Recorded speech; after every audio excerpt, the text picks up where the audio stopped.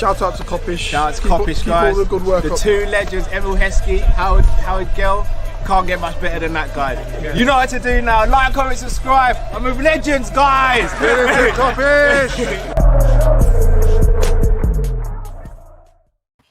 Good evening, lovely people. Hope you're well and welcome back to another Monday night live show. As always, guys, when we get behind this mic, we ask that you comment, subscribe, and like.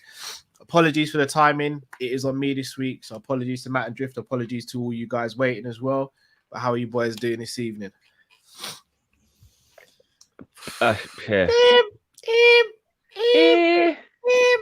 I mean, it's Monday, innit? What? It's Monday. I'll answer your question with a question. What is okay, Cal? I'm taking these therapy lessons, you know. What is okay? How old are you? For real, what is okay? Bro, I've Tell lost me about the your club. Make your club from 1 to 10. Don't use use 7. Don't use 7. Bro, I've lost the definition. I've lost the meaning of okay. I don't know.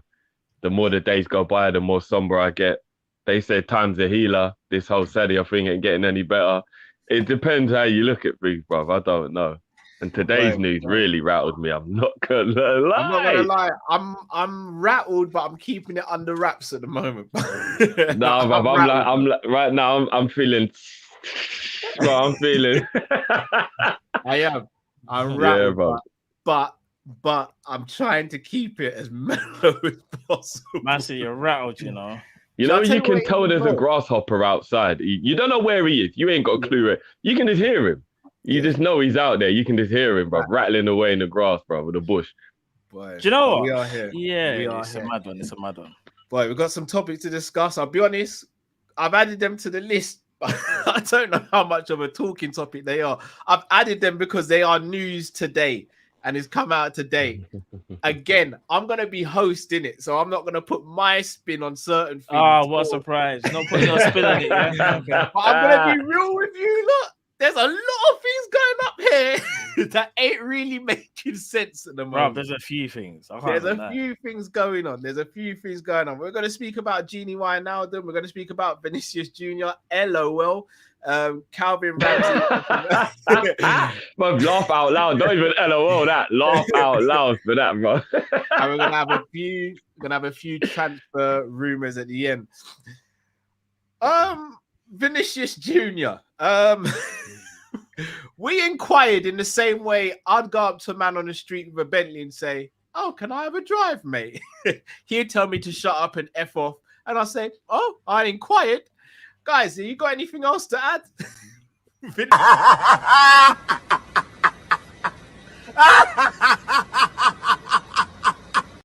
Do me a favor, please. Get out of here. Get out of here, man. Shit, I'm saying. Do you know what makes it worse, yeah? There's two things. Firstly, in the Champions League final, bro. Yeah, 100%.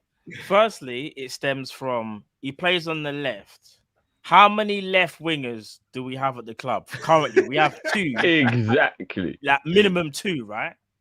Secondly, as you said, they just played us in the Champions League, and not only that, he's reportedly close to signing a new deal anyway. Apparently, he's agreed terms.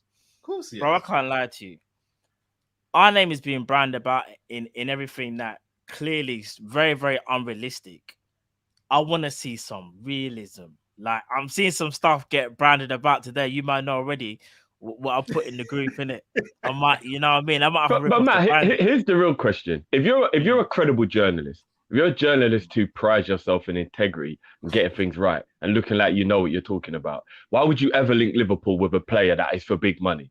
Clicks. What? Come on, hold on. No, but bro, your integrity's just gone out because as soon as there's a big price tag in Liverpool, you know it's not true. Come on, Jiff, you think they care about integrity? Are we really doing No, but they should do, bro. They should do.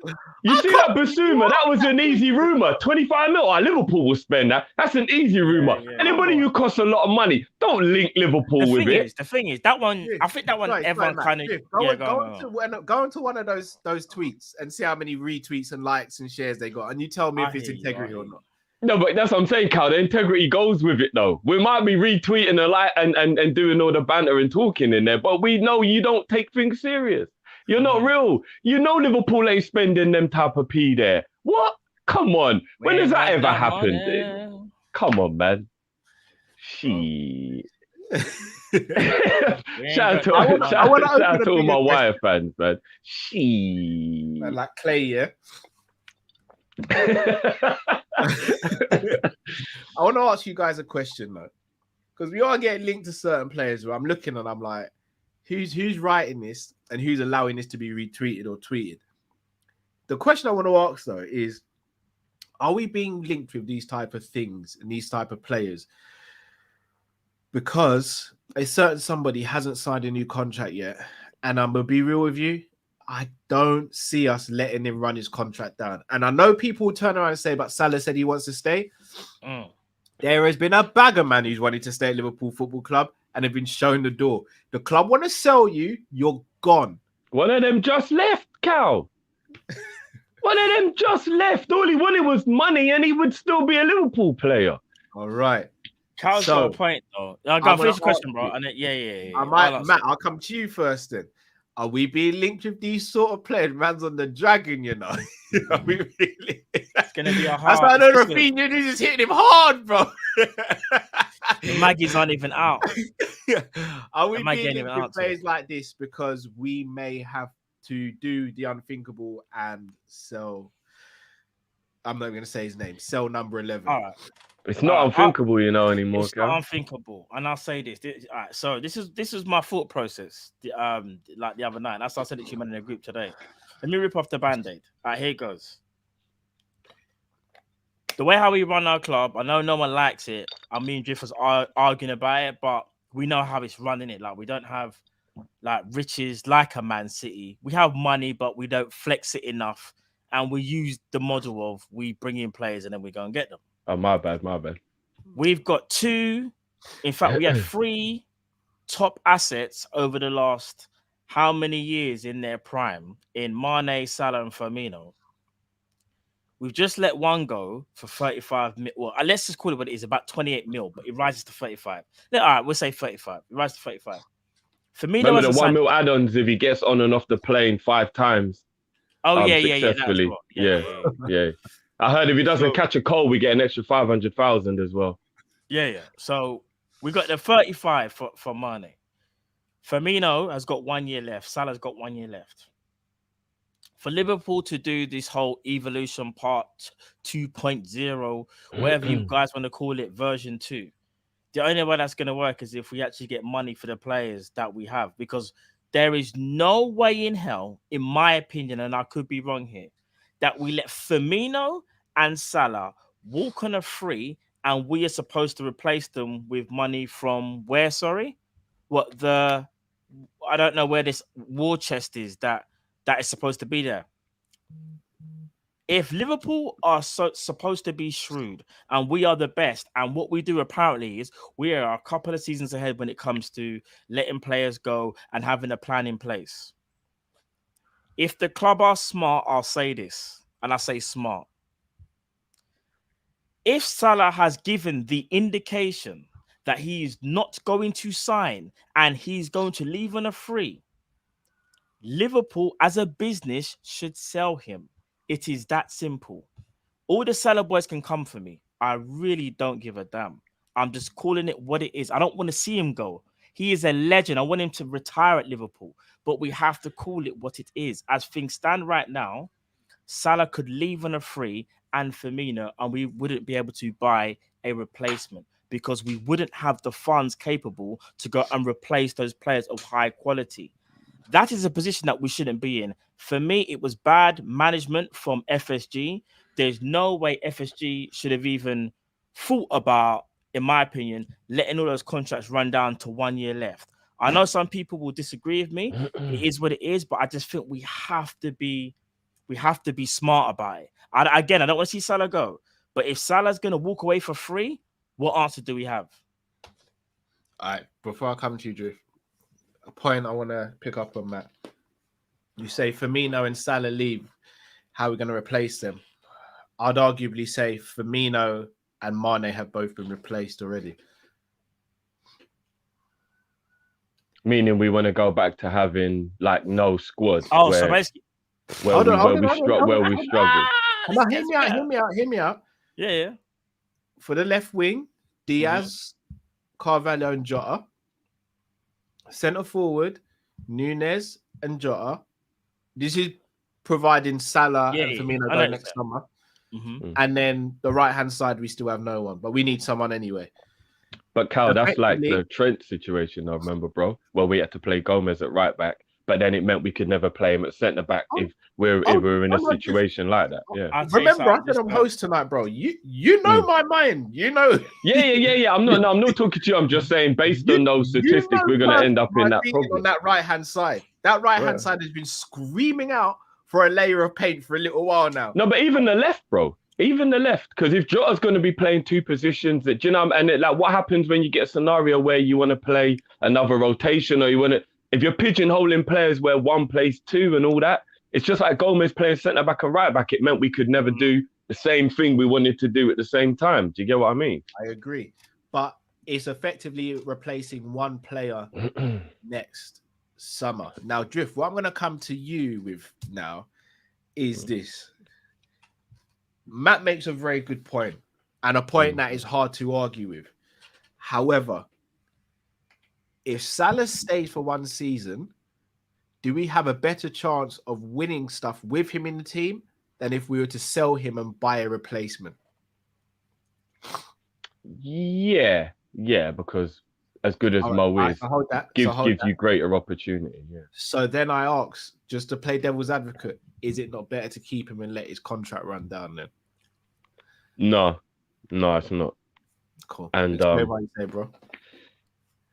Like I want Mo to be here for the rest of his career. We lost one half of the Three Musketeers. We've only got two left now, and I want Salah to be here. I'd even let Bobby retire here if he'd bring his wages down. But Bobby's I doubt next season, bro. No, I know. But I'm just saying. I've already started explaining to Stevie how we're going to transition from calling it Bobby. Yeah, it's difficult. I know. But with Mo, I want him to retire at Liverpool. Is what it is, right? I want him to retire. But I'm on Matt's wave now, and it's kind of funny because me and Matt rarely agree. But when Matt was saying what we're saying in the group today, I was already on that wave. I was like, this is weird. Me and Matt are agreeing. Like, but here's on top of what me and Matt didn't talk about in the group because I thought I'll save it for now. Shout out Cat Williams. If everyone has seen Cat Williams stand up, they know what I'm talking about when I say this. So do you think the only problem we'll have would just be that there won't be any money we'll get from Salah? Oh no, that will not be the only problem we will have next summer. Who the fuck is going to be available when all the good right wingers are going this summer? So Gnabry's going to move on this summer. Adeyemi's going to move on this summer. Rafinha's going to move on this summer. Anthony's going to move on this summer. So unless you're going to pluck some young buck who we've got to give hella time to get good or to develop or to do any of those things that is supposed to be, supposed to go into the situation when you've got someone who's young, who are we going to get, Cal? And if you're replacing Salah, he has to hit the ground running and he cannot be a young buck. Oh no, he cannot be a young buck, Cal. He needs to be 23 or older, ready and able to come in and make an instant impact within a few weeks or a few months. There is no way he's going to have a season or two where he can adapt and grow and do like Ramsey and Carvalho and a couple of these other young players that we've got time to let those guys grow to an extent. Maybe not so much Carvalho. Ramsey's got time. But we've seen with Elliott. We've seen with Jones. It's very difficult to let these young guys really grow and do what they got to do when you're fighting a juggernaut like Man City and you're trying to win all the big trophies. It's very difficult. You've got to be in a scenario like we were at the beginning to give those guys time. So again, I ask you, Cal, and I know you don't have the answer, but I ask you, when Adeyemi's off the market, Andy's off the market, Rafinha's off the market, Gnabry's off the market, when all of these guys are off the market, what right-sided player is even going to replace Mo? So I actually believe what Matt is saying is bang on the money as much as it pains me to say it. And trust me, watching Origi and Mane leave at the same time, I've left sentiment at the door almost. I'm like, you know what? Fuck it, innit? Whatever it is now, innit? We got to do what it is to make sure our team ain't crap. You already showed me this remorse, this lack of remorse. We're getting rid of Mane. This is what it is now, isn't it? Salah's got to go for 100 mil. So that money can be the replacement. Because he walks out the door for free. We can't even afford a Bowen. Even I don't even think Bowen is good enough to replace Mo. But we can't even afford a Bowen. West Ham want about 70 mil for him, Cal. 70 mil. So you want to buy Jude Bellingham and Bowen in the same summer with no money returned for Salah? Hey, whose owners are ours? Whose owners are ours? Because it ain't FSG if you think we're going to do that. Well, that's about 140 million on 2 players, Cal. What FSG? With no return for Salah?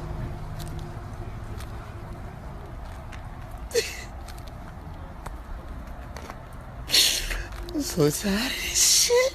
Man, I'm tired of this shit. Like, I'm tired of this shit.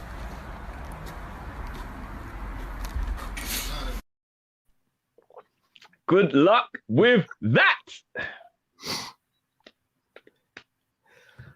All right. I'm gonna be real. You're taking it left, and I'm trying to swerve, but my wheel's stuck at the moment. So I'm gonna try and bring it back in.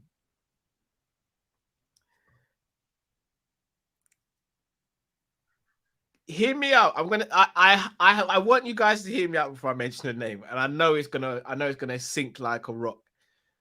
Do you, bro? Hear me out. Hear me out. I've kept on saying I think we need a right winger this summer. Yeah. Oh, I'm 100% in your boat on that one. 100%. But if Salah leaves, that means we need 2. Yeah. Yeah. Kyle Gordon. Hear me out. Hear me out. Hear me out, Drifty. Hear me out. No, I'm listening, bro. I'm listening, bro. Remember, that's my little G, bro. Remember, that's my little G, but God. Hear me out. Can he fill one of the positions? Not yet. Yeah, How is it dissimilar to say I'm spitting it. How is it different to, I don't know. I'm not trolling, by the way, guys. I'm just trying to think, because Drifty's right. Look, this is why I keep on saying about the whole not signing a centre midfielder this summer is going to affect us. We're working a summer behind at the moment, even though on quote we are planning for 3 summers ahead. Again, I've never understood where that quote came from. If you're working for 3 summers ahead, but you're currently a summer behind, it's kind of mad. We can't go out and buy 2 right wingers this summer. It ain't gonna happen. No. It just ain't. But I'm telling you to put me on mute, you know. But guys, it's better to have a right winger that's here for the long term than a right winger who's going to leave next year for free, though. Do you get where I'm coming from? No, I hear you, and I want everyone to be clear. Drift, we've had private conversations in the group and whatever. You know my thoughts on this summer. The only reason I'm not going off is because it's still early in the window, and you know me, I like to wait until the window shut. Yeah, I needed you on Friday, though. Why, yeah, me and Matt was going back and forth, and I just needed you to be like, nah, look, just right. We need this right winger. We need it. We need it. We need a right winger.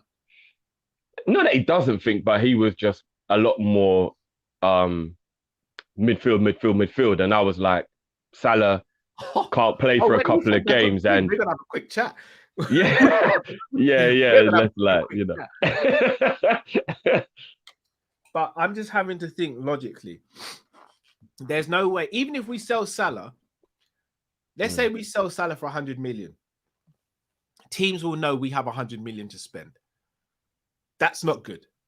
I don't think it matters anymore. You know, no, it does, because the player that teams know everyone's got money now, bro. Like, but Drift, put it this way, yeah. Say, for example, you were selling me a t-shirt, and I was like, oh, Drift, you know, I'm really scraping at the moment. I really want that t-shirt. Can you do it for 20? And you go, yeah. And then you hear, I've got £15,000 just sitting in my account. you're gonna be like, right, I can't thought you're scrimping and save. Like, £15 you want for the t-shirt, bro. The t-shirt's worth about 40. Really, I should charge you 60 for lying just for a start. how much are you going to want to charge me? You're going to want to charge me full price for it, right? Yeah, most probably. All right. Yeah. So this is my point. If teams know we've got £100 million to spend, just in theory, they are going to sell a player that's worth 20 and ask for 40 and so forth. So I don't even know if that helps us. You'd probably have to front load like Tottenham did when they sold Bell. But again, teams aren't stupid nowadays. If we go out and try and buy 2 right wingers, the whole world's going to know we're selling Salah. Yeah, but they still can't make the assumption, I guess. Drift, if we go out tomorrow and we were to buy Rafinha and Musa Diaby, for example, there is no way in hell we are keeping Salah. You know it. No, I know. If we bought those two, no. By the way, I was looking at Diaby the other day, Cal, yeah. I think I saw him take on about 14, man. I think he even nutmegged the ref. And I was like, oh, Cal might be onto something here. Cal might actually be onto something here. Like, I'm not gonna lie, like he's like he bent up the whole team. I saw at one point he even ran into the touchline area and nutmegged the manager. Like, bruv, he was just bending up hella, man. I was like, all right, yeah. Because I haven't really paid much attention to him from when you told me to. Do you know what I mean? Like, I genuinely haven't. Just because I just kept forgetting, I guess, and you told me about Shirky and other players I've gone and checked out. But yeah, Diaby, yeah, I'm not gonna lie, still, yeah, he's kind of naughty. Yeah. So long and short of it, Drift, we're not gonna get Vinicius Jr. I don't know who came up with that rumor.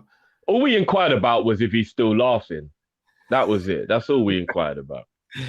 But I think the question is there for if we continue to get linked with these type of players, we may have to start asking questions about what's going to happen within our squad as well.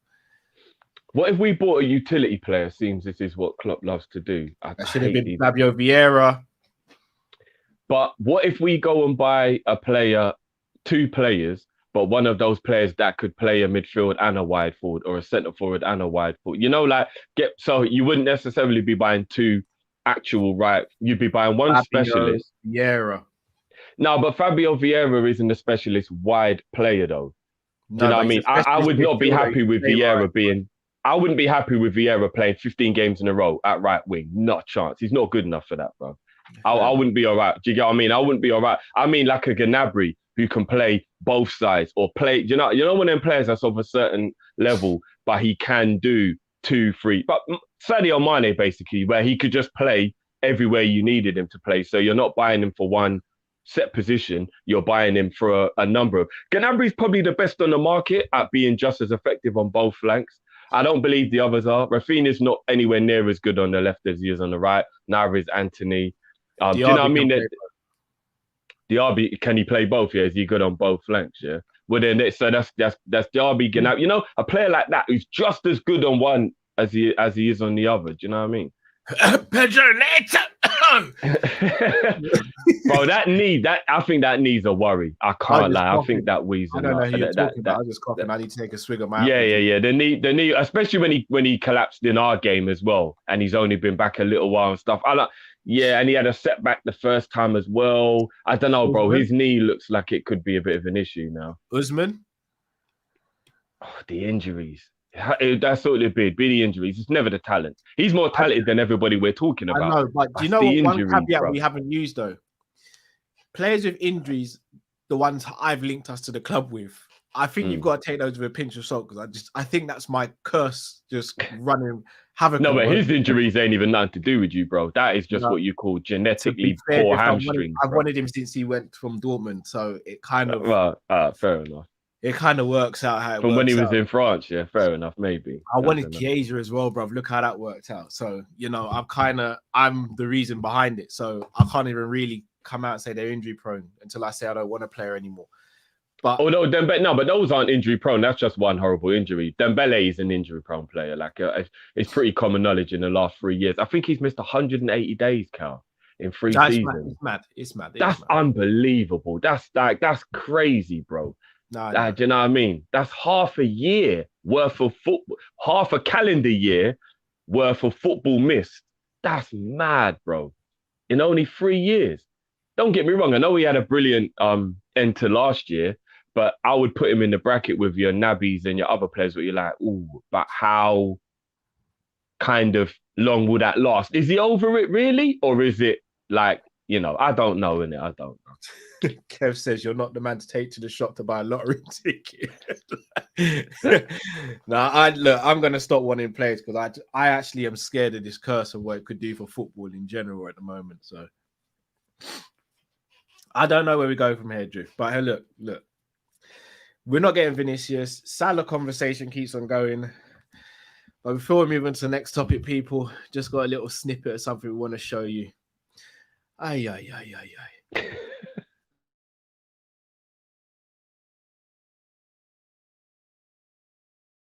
Well, this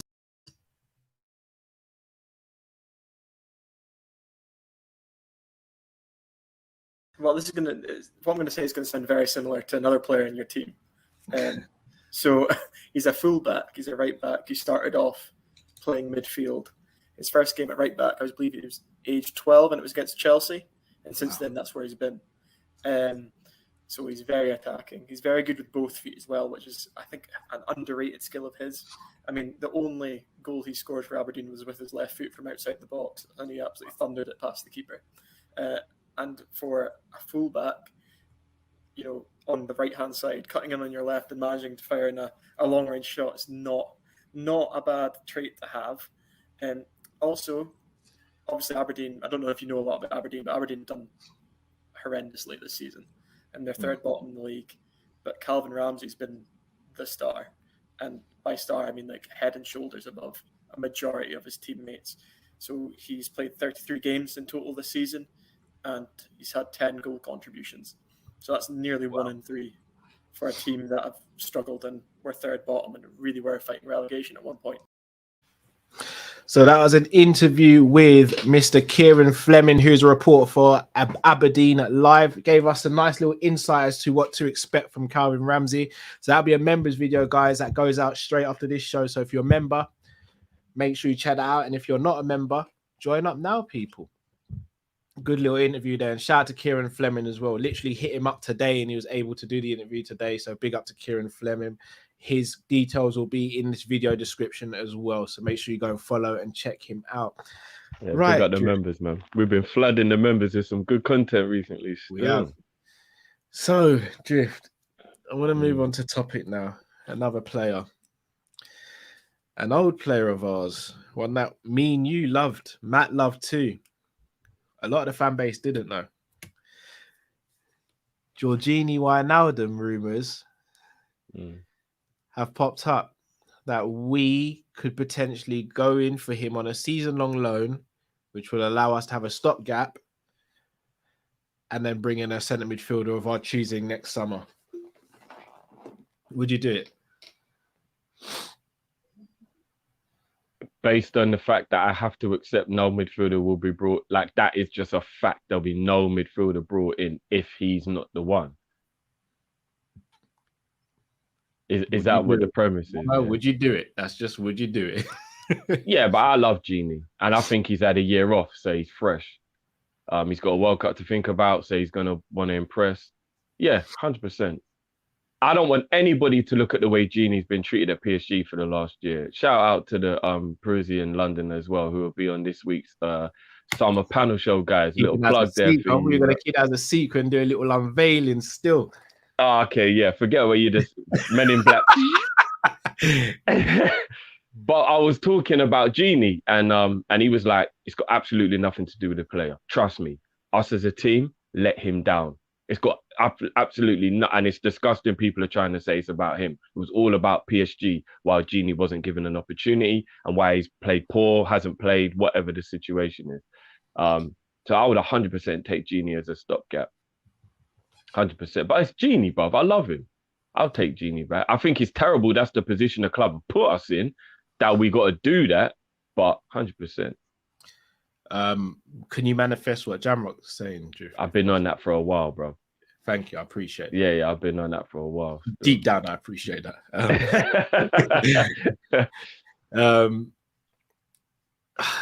Gini. I'm going to be honest. When he left, I didn't understand his treatment. Since he has left, I still don't understand his treatment. I genuinely believe he's one of the most underrated and disrespected players we've had at the club in the last 20 years, I'd say. Like, it's kind of, I 100%. find it really upsetting. But again, everyone's entitled to their opinion. But from a personal level, I find it really upsetting, especially when I look at players who've actively wanted to leave us and left us, and they get more admiration than a guy who ran his heart out for us every single game. Yes, did Gini always make the right pass or make the penetrating pass or the risky pass? Absolutely not. But could Gini be relied on to stay fit for 90% of the season? Absolutely. Could Gini Wijnaldum be looked at as a leader in the dressing room? Absolutely. Could he fill in as the 6, the 10, or the 8? Absolutely. Did he ever give us any problems on the pitch? Absolutely not. And in the last season where his contract was running down, did he down tool? No. But he's so disrespected. It's very, very weird to me. In terms of having him back, if all we could do was get a player on loan, I probably would go for Gini. And do you know why? And this is what I find really fun as well. Funny to an extent. Often when we criticize things going on in the club, we are told, just trust Klopp. How can you be questioning Klopp? Klopp wanted to keep Gini. Exactly. So if Klopp wanted to keep Gini and Klopp potentially wanted to bring him back on loan because he knows we haven't got the money to buy anyone, or the target that we want is not there to be sold this summer, then in the same way, Drift, this isn't for you, but in the same way people said to me and Matt, why are you questioning Klopp over Darwin Núñez? Shouldn't my question to some of you be, why are you questioning Klopp if he wants Gini back? Why are you questioning Klopp if he wanted to keep Gini? Just a little thought on my mind. Do I think it will happen? Absolutely not. Because if we weren't going to pay his salary, then we ain't going to pay it now. And PSG, the most they'll do is pay 50% of his salary. If I'm not mistaken, he's on what, 200k plus there, isn't it?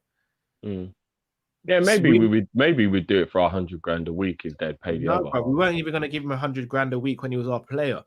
So we ain't going to do it on loan. Yeah, but now we're probably a bit more desperate. Maybe they realize it wasn't a good idea at the time now. We've seen us with no centre-backs and we got Ben Davies, bro. We don't do desperation in Liverpool Football Club. Do you know what's upsetting as well, Cal, is that when we had Gini, we were so much better at managing games, and people haven't given Gini enough credit for that either. You see all the games this season, and I know hindsight is a very easy thing to do. But you see, like Brighton at home and Brentford away, and those games where we just totally lost control of the game and we didn't win the game.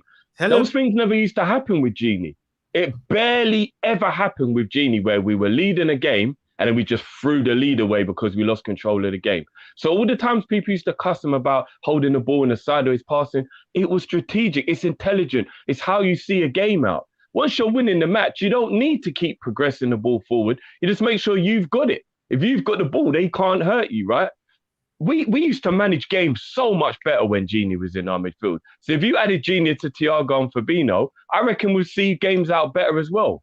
We wouldn't get so many of those like really scary last 5 minutes, everyone just piling pressure on us like how last season was a bit. I think we'd probably get that bit more better control back in midfield. So, yeah.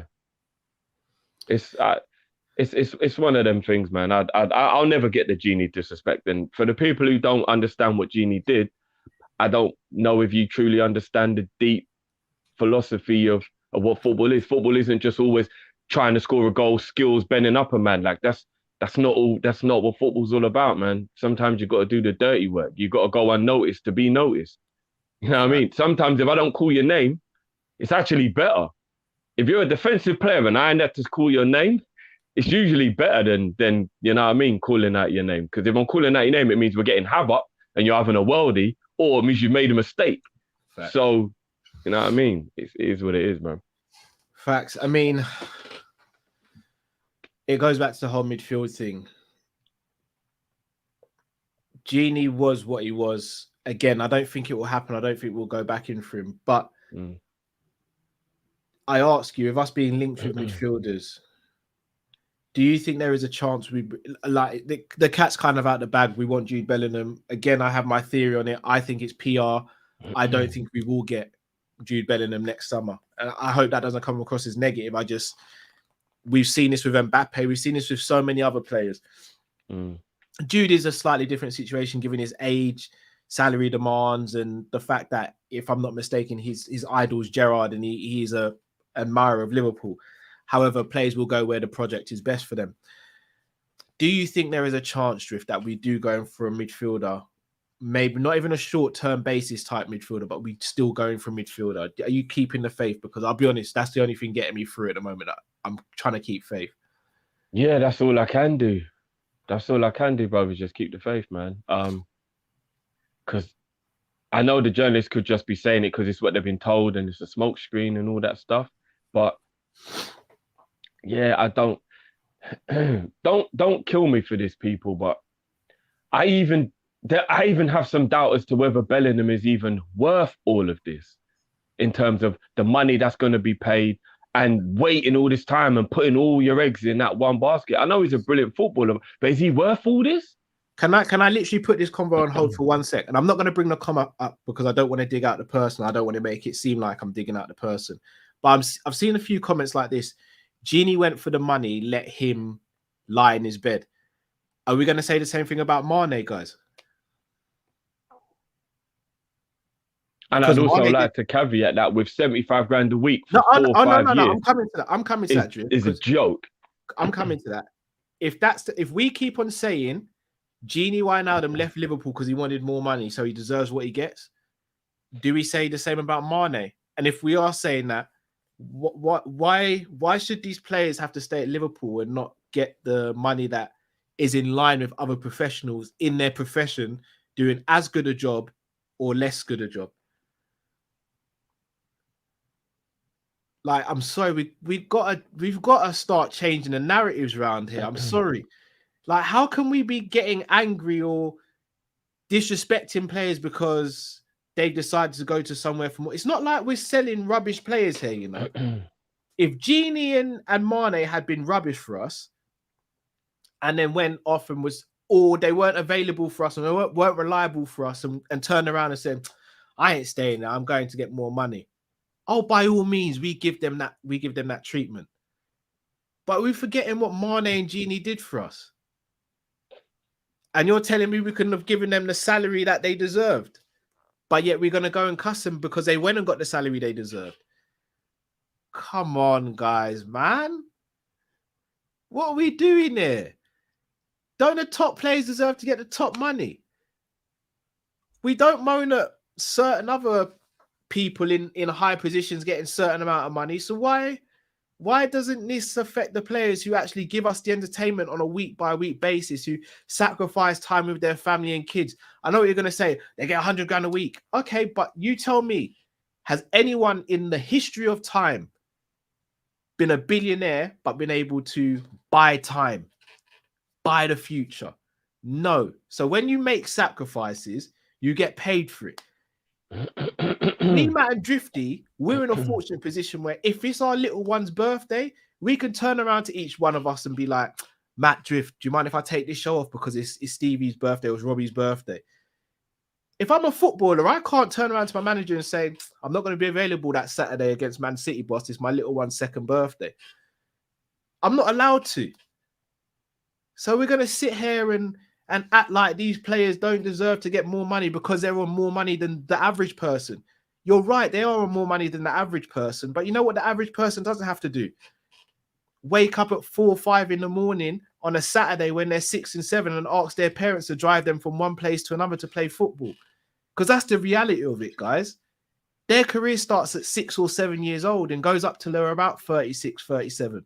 So that's a 30-year career. The difference is they just start their career a lot earlier than some of us do. And you know what else is different? We can make a mistake at work and we don't get criticized by millions of people.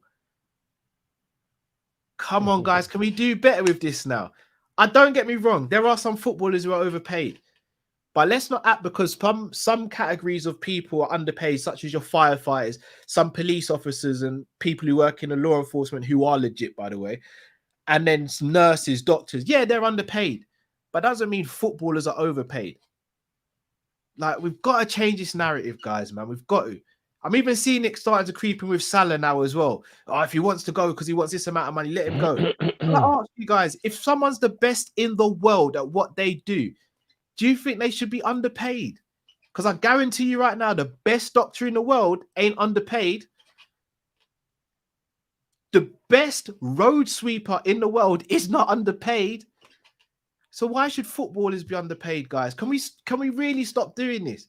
How can we be defending massive clubs and corporations, but coming down on people like Mane, Salah, Gini, etc., who are the reasons why some of these clubs are in the positions that they're in? Come on, let's do better, guys, man. Please, let's do better. Here's the thing I've got a problem with, Cal, with the Mane and the Salah situation. Now, after we had Mo on, big up Mo, who was explaining the scenario with the wages and let us know that, especially Mo, to a degree, Mane as well, would have been earning well in excess of 350 grand a week, based on the fact that they were usually following through their incentives. And that was good information. It was good to know. So it's like, you know, if Mo scores a goal, if he assists a goal, if he plays a certain amount of games, there's all these bonuses that are added into his contract, that the 200 grand a week is the basic, but then it will go up with all the goals. And we know Mo's been scoring goals this whole time. So he was collecting a lot more money than we thought he was, right? What my problem is now is that when you're a player like Mane and a player like Salah, who's done it for 5 years, you've done it on a consistent basis, you've proved your worth, you've worked your ass off to get that extra money by being great. And you get to a point in your career now where you realize that it's going to be slightly harder for you to maintain them levels. So you would just like a slightly better guarantee, not just because you've earned it, but because it's almost a loyal thing to do to someone who has been so consistent for such a long period of time. I find it really disgraceful that the club turn around and go, well, you can leave then. Like, I really do, because if you're going to pay that regardless, if they do well, and you will let them go if they want a guarantee without doing well, as much as I can understand you don't want to be paying a player money that he doesn't deserve, when you're a legend and you've earned the right to get to a certain position, life changes and there should be exceptions made. And I really do believe that for Mane and Mo to not be allowed to just ask for that money to be guaranteed now instead of incentivized, and the club go, you can go then. Like, I've got a real issue with that, Carl. I really do. Because for the amount of years that they've grinded, they've gave us their best years and they've grinded to this point. They deserve to be allowed to go a game without a goal and still get paid. Do you know what I mean? Like, what the fuck are we talking about here? Like, you know what I mean? Like, Salah and Mane have had to make sure they get a goal or an assist or do something performance-wise to get their bonus every week. And they have done pretty much for their entire Liverpool career. And now all they want is a little bit more of an assurance to solidify their family. It's their last contract. Remember, Mane gives half of his paycheck to schools and hospitals in Senegal, bro. So he's got to make sure he's got a little bit more extra money. They're overpaid, Drift. It's not good enough anyway. Yeah, do you get what I'm saying? And it's like, hold on a minute.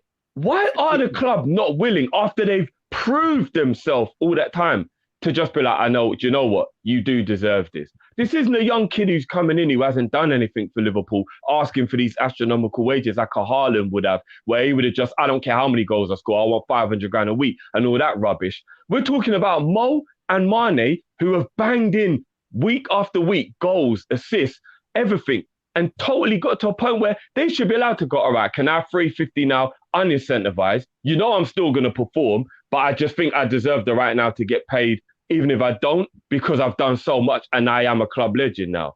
And to let them walk away and risk the ramification of that being that we go backwards or we're not good or whatever could happen, because let's keep it a buck, bro. All jokes aside, if Mo leaves this year because the club realises it's better to do it money-wise than it is to let him go for free, if you lose Mane and Mo in 1 month or 2 months of each other, how, and I mean how, do you actually recover from that? Nunes and whoever the Salah replacement is probably isn't doing it. Not straight away anyway. So we're going to fully regress while we're supposed to be progressing to catch City. And then what? We're going to go back into the rest of the other pack with the Chelseas and the Man U's and the Arsenals and the Tottenhams, become one of those teams while City just go and run away with the league again? Because you lose Mane and Mo in the same summer. And that truly could be your reality. Let's not try and be sugarcoating in any way. And I don't even think I'm exaggerating when I say that. I know we still have Van Dijk and Alisson and Thiago and our ballers. But you lose Mane and Mo in the same summer, bro. But how do you deal with that? Like, honestly, how do you deal with that? So here's the thing. Here's the thing. On the other side, I do also see the business side of it, which is why I've always maintained I think Salah should get a higher salary than Mane because of the overall package you're getting. Do I think any of them should be like personally? I think 250 would have been enough for Mane. I'd say 280 tops. For Salah, 350 is the highest I'd go personally. But again, that's much more than they were being offered or that we've been led to believe. Again, I've seen comments like business and squad harmony and things. And do the incentives drive them? I'll be honest. Players like Mane and Salah, I think if you give them a flat salary and you don't incentivize them, you think they're going to down tool? I genuinely don't think so. No. And then also, if you're literally apart from Virgil, maybe Alisson, if they went and got a certain amount, let's say Mane got 280 and Salah got 350, 3-year deals for both. I genuinely don't think there'd be a person in that dressing room who would go to Klopp, apart from Virgil, maybe, and say, I'm not happy with how much they're getting. I want to be on the same amount. Because you know what Klopp could turn around and say? Well, Mane's been here from day one. Salah came in the season after. Salah's broken pretty much every record at the club. And Mane's been one of the longest serving players under my tenure. I've played him in 3 different positions and he's been absolutely class in all 3. Have you been able to do that? I slightly disagree that we don't know if people would do that. But obviously, we've spoken about that in the past. Yeah, but I'll be honest, I don't see, again, Drift, we both played football. I'm obviously not saying to this level, but Drift, I've played with players in my team who are way better than me. If we were on a salary, I couldn't be going to the manager and saying, I want the same as him, because he's better than me. Yeah. If I play with people at my 5-a-side and I look at them, I think, right, without you today, we ain't winning that game, you know? I can't go to the manager and say, you know what, manager? I heard you've just given him so-and-so. I want that as well. I'm not better than him and I don't contribute as much to the team as him. It's just the way it is. It's this way in every walk of life. Even if you're doing sales, there's going to be someone who gets more than someone else because they might be doing better or excelling in other aspects. For me, this is just common sense. But when we start speaking about football, it's like all common sense just gets thrown out the window a lot of the time. Common sense isn't common, bro. It genuinely boggles my mind. And look, we've gone off on a bit of a tangent here, but this whole salary structure thing, I think it could be the making or the breaking of Liverpool right now. When Klopp leaves, it will be the breaking of Liverpool. Well, here's the thing, Drift. The reason why I say it could be the making or breaking, because if you're a player and you generally have aspirations of becoming one of the best in the world, are you going to look at Liverpool and say, I could go there, be the best in the world in about 5 years, but I'm never going to get the sort of money that I should deserve, because I'm seeing players at other clubs who aren't as good as me getting double than what I'm getting. It's not even incentivized. It's just flat rate. I mean, yeah, players are going to have those conversations, and rightly so. It's going to put people off coming to Liverpool. Like it genuinely will start putting people off coming and playing for us, bro, because they're going to start realizing, as beautiful as the football is, as much as I love the manager, I'm only going to get half what the and here's the thing as well. And don't get me wrong, sometimes you get scenarios, bro, where you get like an Ox or a Naby or a player like that where they're injured so often that you start to think, yeah, it's actually a bit of a robbery here that man gets this much because he's getting paid to do nothing. So you can have the flip side of the coin. Don't get me wrong. I do understand where the club are coming from that point of view as well. But when you've got a guy who knows that if he's injured for like a month, he'll get half what he normally would get because he can't score or assist or do the things that the bonuses were. You're right, Cal. It will put people off coming to Liverpool because they'll start thinking to themselves, because you know what that would be like, bro? On a normal level, it'd be the equivalent of us being told when we start a job, but you know there's no sick pay, right? So if you ever call in for a day and you can't come in, you ain't getting paid for that day. Bro, you are going to think twice about taking that job because you know how easy it is to take a week off with a flu or a twisted ankle or anything like that. And then all of a sudden, you can't pay your bills properly that month because you've got a week's less wages and you was legitimately ill. That's not fair. Do you get what I mean? And you'll get players that will start to maybe think, hold on a minute, I earn 200 grand a week, but if I don't score, don't assist, don't get an appearance bonus, don't do all of that stuff, I'm only going to take home 70. Oh, hold on a minute. What if I'm injured for 2 months? And little things like that. So it does work both ways. You're right, Cal. You have to, it can't be such public knowledge that Liverpool are just always incentivized in their contracts with wages. So if you don't perform at a high level and you're not available every week, you could be taking home a lot less money than you're worth. It's going to affect us buying certain players. It really is. It's going to get in the way of buying any.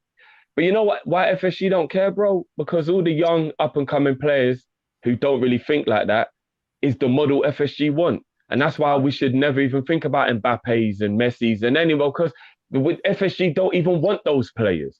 This is where I'm going to have a hard disagreement with you and possibly Matt between now and the end of the summer. You see, when we keep on saying FSG and Klopp, but they're all one in the same now. FSG oh, what, you're and fully Klopp, putting them in the same boat together. they're now, yeah. all in the same boat. They're all in the same Uber. They're all in the same boat. They're all in the same bus. That's Coach, an Uber whatever pool, way yeah? you want to do it.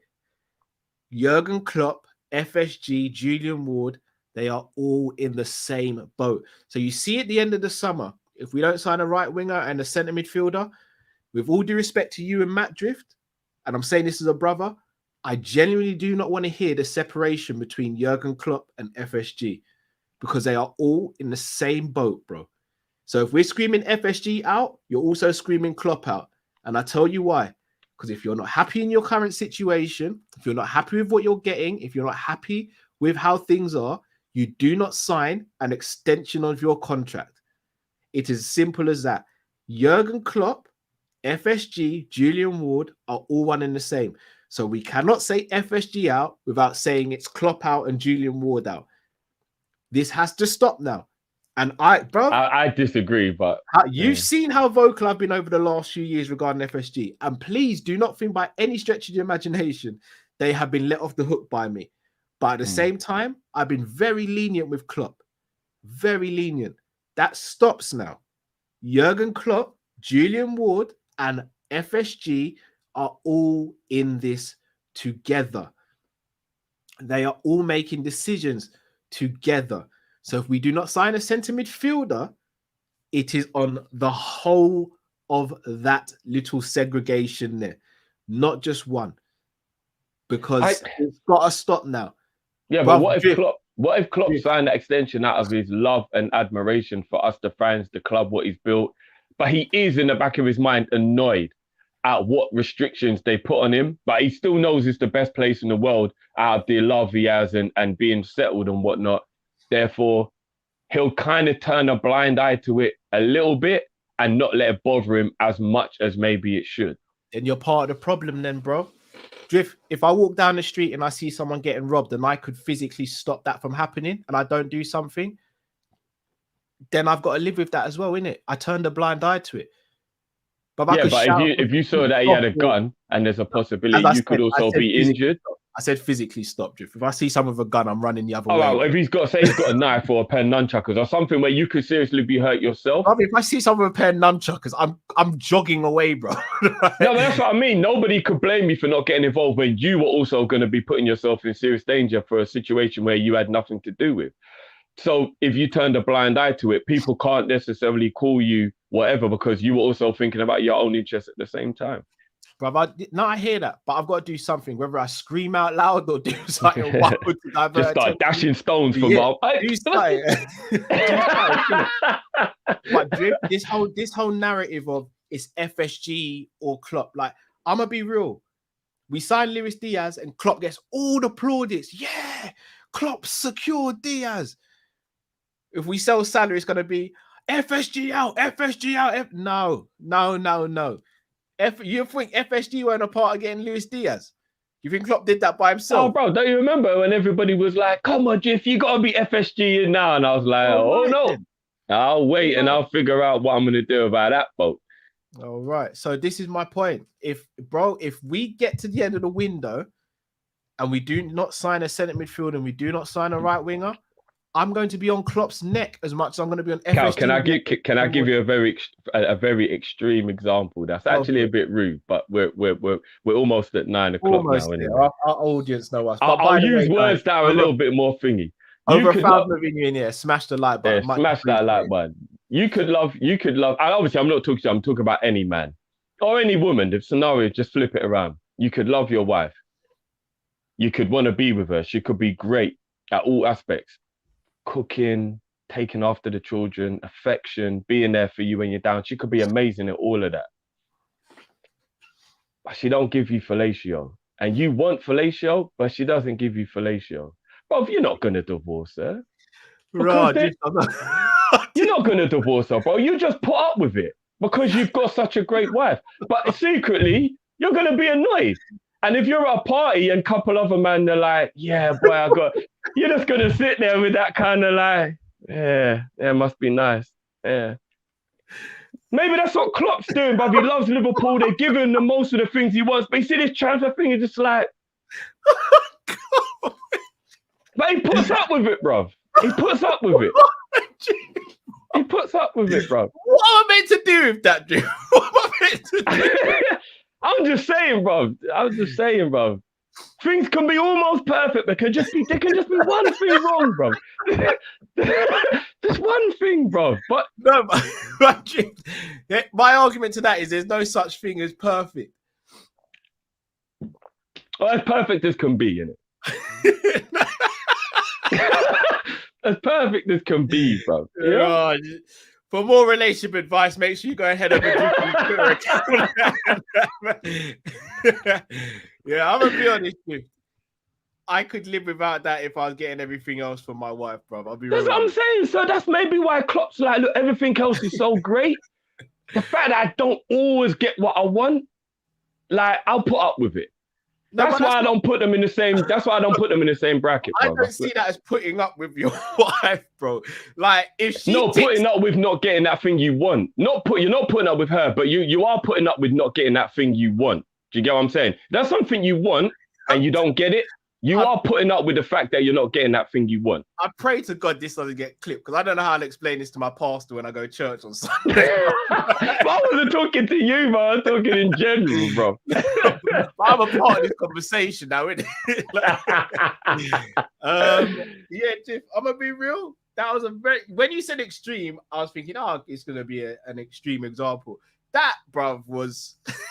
But sometimes you gotta go extreme to make your point, bro. This was off the screen. Well, sometimes you gotta go extreme to make your point. And now everybody gets where I'm coming from. That's why sometimes you gotta hit hard to hit home, bro. Pause. Pause. Yeah, I'm gonna be real, Drift. I don't really know what to say after that. All I'm saying is at the end of the season or the end of the summer, if we don't sign who we're meant to sign, in my opinion, they're all one and the same and they all get the smoke from me. Yeah, I'll keep them separate, but I know what you mean. Perfect time to start reading out some super. James says, anyone still hurting after the final? Watch the highlights again and still no idea how we lost. Bro, I can't believe you watched them again, bro. I ain't doing that. I'll be honest with you. I've watched it again and the highlights. It hurts the more I watch it. Do you know why? Because I don't want to use the word lucky about Real Madrid because they are a good team. But if we were to play each other 10 times how that game went, we win 9 out of 10. That was just the one that they won. And that's just how life goes. That is how it goes. So I can't even be too upset about the team. Go on, Drew. So, I know about a Greek god still. Pimping Distress says, big up G. I know what he means though. Matt Deco said he'd wait for Barca to sort themselves out, but if Raf goes, the learners, we are in the mud. Yeah, I don't know what's going on with Rafinha at the moment. He's kind of getting passed around at the moment. Rafinha going to Arsenal won't actually be the thing that will annoy me in terms of they've got him. What will annoy me is it'll be one player less who could be a replacement for Mo that's going to a team while we stood by and let it happen. So when Mo does go, it's one less option. That's the part that, but it's not necessarily him himself. I still think his attitude is a bit of a problem. And there are still things that I think would be a bit weird about him coming to Liverpool. But, you know, at the same time, it's one of them scenarios where he is an option and he is a good enough player. And when people keep on saying things about like players and positions and whatnot, let's keep it a buck. Ain't Saka meant to be star boy? I mean, I don't rate him as high as everyone else does, but Rafinha's not coming Arsenal to sit on the bench. So what's going to happen to the scenario that Saka plays right wing? So but Arsenal don't care if they get the player, right? So why do we keep on caring if we like?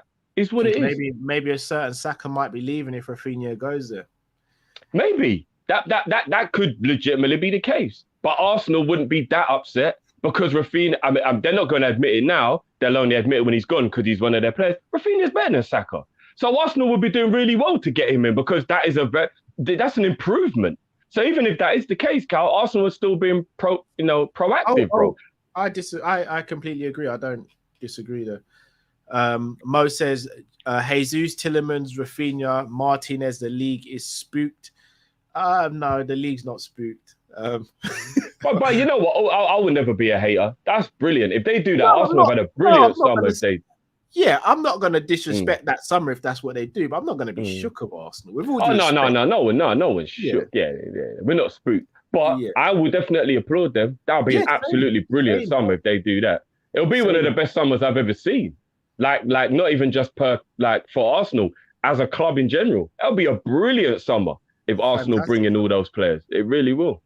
James says, terrified by the idea of losing Salah and Firmino for free with nothing to replace them and spending 80 mil on Jude, like how sell to buy. Time will tell. That's what scares me as well. Because if we lose both those players, it's not just Jude. Jude was replacing Gini Wijnaldum. Who's replacing Salah? Carly said the clubs was scouting Agbu Kamara, Kante vibes. No idea who that is, but I'll watch them on YouTube and see what I can find out. LFCR 786 says, Drift, please try to be objective. Do you really think this Mane is worth 350k a week? Like, genuinely, he had 4 good months in the last 18 months, bro. Come on. That's completely false in terms of the amount of time, bro. He was poor from around January, February 2021 to November, December 2021. And I still think he contributed and was still dangerous and effective statistically, even though he wasn't playing the best. That was when he was poor. He wasn't poor for 18 months, bro. Come on, he wasn't. And then from January off, when he went to the AFCON, the first half of the season, we had all the injury crisis. Mane was brilliant as well. So it was basically a calendar year, give or take, when he wasn't at his greatest. But bro, look how he regained his form. Of course he's a world-class footballer, man. He's a world-class footballer. I'm sorry, he is. He is. And if anybody disagrees that he's a world-class footballer, then I don't know what to say. So. Yeah, so here's the thing, Drift. I think he was poor for a calendar year. Obviously not pre-season. Like pre-season, you don't count. I think he was poor for a calendar year. But outside of that, he was phenomenal. So, plus, he was poor by his standards. He was still better than most other players. I think he was poor, Drift. Personally, I do. That's fair enough. I disagree, but we've had that conversation. Yeah, we've had that, so that's calm. LFCR 786 says, we hope VVD, Ali and Fab don't ask for more wages because it looks like we ain't moving our wage limit any higher. They're all 300k plus players as well. That's what I was going to ask next. Like, what happens if they start knocking on the door? If Virgil knocks on the door, are we going to say, well, let him go? I know he signed a new long-term Thankfully, deal, they've signed new deals. That's the only thing. But yeah, you're right. Sultan says, big up Kopish. Some of the good midfielders are linked with some trash teams. Vieira, Nunes for F8, and we're not interested in anyone apparently. F it, bring back Gini on loan. Sorry, Matt, sell Naby. That, look, I did a members video on this. Shout out to the members, especially the ones who watched and commented. I'm sorry, with all due respect to what we have, and I know it's not always better out there. But are we really going to sit here as Liverpool Football Club and say we can't find a better centre midfielder in world football available this summer than Naby, Ox, Jones, Elliott, and Henderson? Because with all due respect to those 5 players, nothing but Henderson out of there, bro. Take Henderson out of there. No, I've got to put Henderson in there because for me, I wouldn't have Henderson as a starter anymore. But I'm gonna be real. There is no way you can't find one centre midfielder in the whole of the world that's available that would be an upgrade on one of those players. Bro, there's about 3 or 4 that I could literally roll off by just going through the Wolves or the Brighton or one of them squads, and I don't even mean that to be horrible. And Neves is better than all of them straight away. Bang. People will hear that and think, "Oh, we're being disrespectful for our current players." No, because that's like someone saying, "Oh, could we not upgrade on Firmino?" Yeah, we could. But the difference is Firmino's not a starter anymore. Those 5 players are fighting for one position because not one of them has really taken the position by the scruff of the neck. And that's the position, that's the situation we're working in here. And for me to leave it for another summer is, it's kind of mad. But again, just my humble opinion. LFCR786 says, I think it's clear who Salah's replacement should be, and that's Neto. Potential-wise and stylistically, he's the one. Let's pray he recovers and kicks on. You going to manifest this one for us, Drift, or? I definitely pray he recovers and kicks on, but if you're going to replace Salah, it's not just about ability, it's about availability. And I would very much worry about Neto's availability. So you need a little payment to manifest. Cool.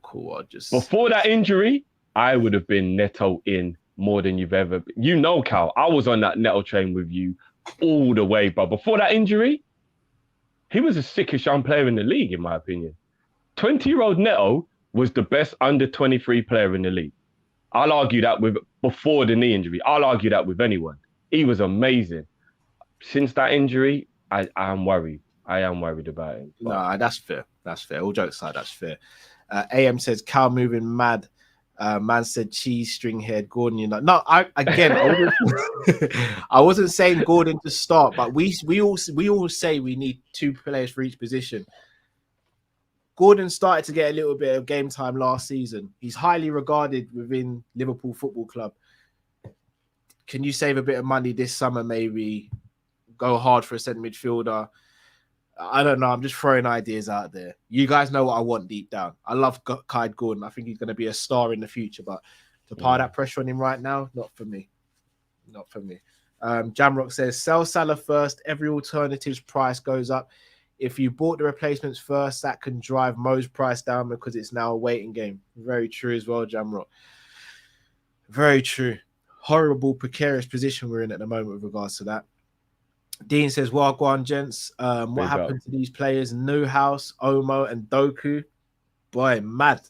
Would you still want to join LFC? Would you still want LF to join LFC? Also, would you take Gini on loan as it stands? I wouldn't want any of those players to join Liverpool.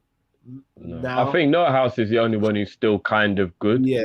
Out of those 3, the Doku one was just like hype. That was one of the most hyped things I've ever seen in my life.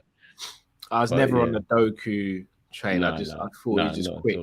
He just looked like a darker skinned Theo Walcott to me. Yeah, I would take Gini on loan if we had no other alternatives. Musa LFC 21 says, do you guys believe the club have a succession plan in place for attacking midfield? If so, do we not trust them to follow through because there's a lot of panic? Honestly, Musa, I don't know, because if we put all of our eggs in one basket for Tchouaméni and we didn't get him, and we're not looking like we're going to get anyone else, then the plan wasn't very airtight, in my opinion. It's terrible, bro. You can't just have one target, and if you don't get him, that's it. That's terrible. I was gonna say, if you have a plan for anything in life, something really serious, I'm talking about, you always have to have a contingency, 100%. Or you have to be readily available to be adaptable. We've all been there. Everybody's been there. Everyone's got a bridge, and you've seen who's wanted to go and talk to a girl all night, and then you realize that the opportunity's gone because you took too long. But you're never gonna tell that boy, don't talk to any other girls. You'd be like, look, bro, is there any other girls in there you like? Go and talk to one of them. You're not going to go, yeah, you know what, you're right. Now she's getting chatted up. Let's go home. Come on, man. You can't, even if you've just got to change a plan at the time, you've got to, man. Sure, many we wanted him. Fair. And what I will say as well, Cal, if that was how much we wanted Many, that there wasn't even any other option, we should have just paid what they wanted, right? If you want the player that much, we shouldn't even allowed Real Madrid to get involved, bro. We should have just given them what they wanted, paid them the wages he wanted, and just got the deal done. So if he's the only plan, why are we still dilly-dallying over it? Here's another question as well. Everyone keeps on talking about Bellingham. And even when we were linked with Tchouaméni, everyone was like, yeah, Bellingham next summer, though, because obviously Haaland's gone this summer.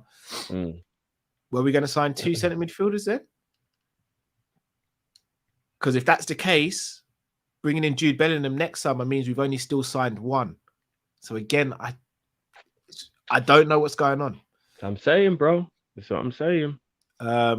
Troy M said, I don't know. Neto could be affordable and allow us to fly under the radar of our intentions because of his injury and versatility across the front. It reveals nothing, and we could stash him for a year if necessary. Oh, what you mean while we've got Mo and then let him get used to the club while he recovers? Not the worst idea in the world. Although someone did make a good point earlier, shout out to whoever it was.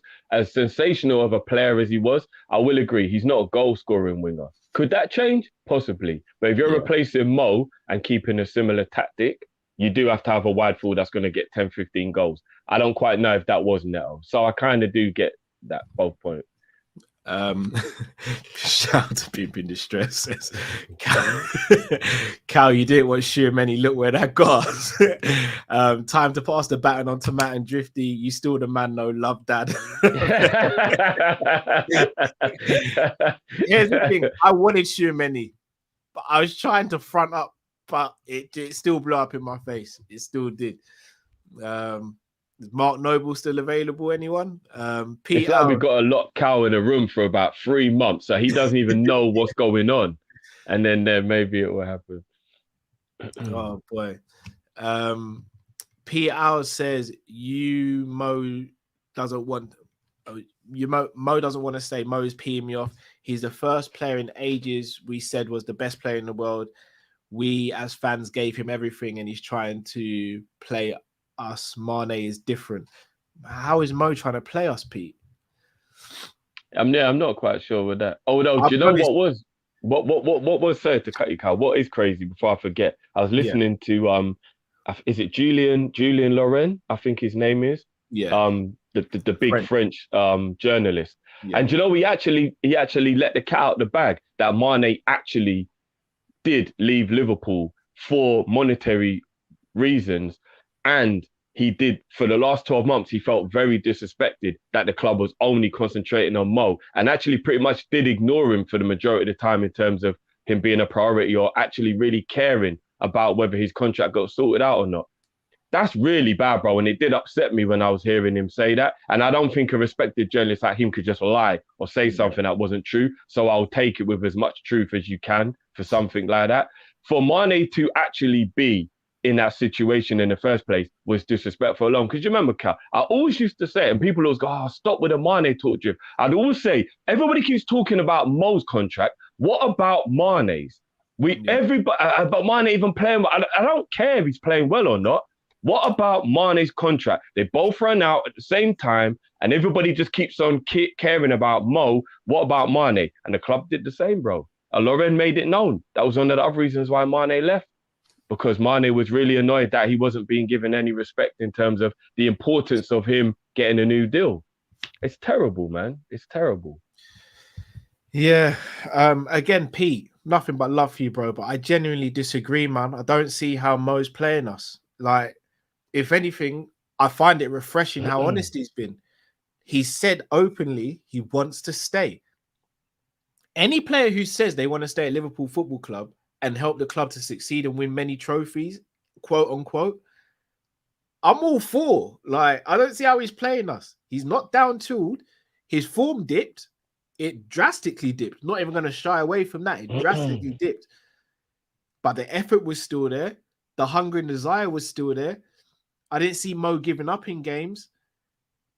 In the press conference before the Champions League final, he was asked, "You're going to be here? I want to start the contract. I want to be here for the foreseeable future.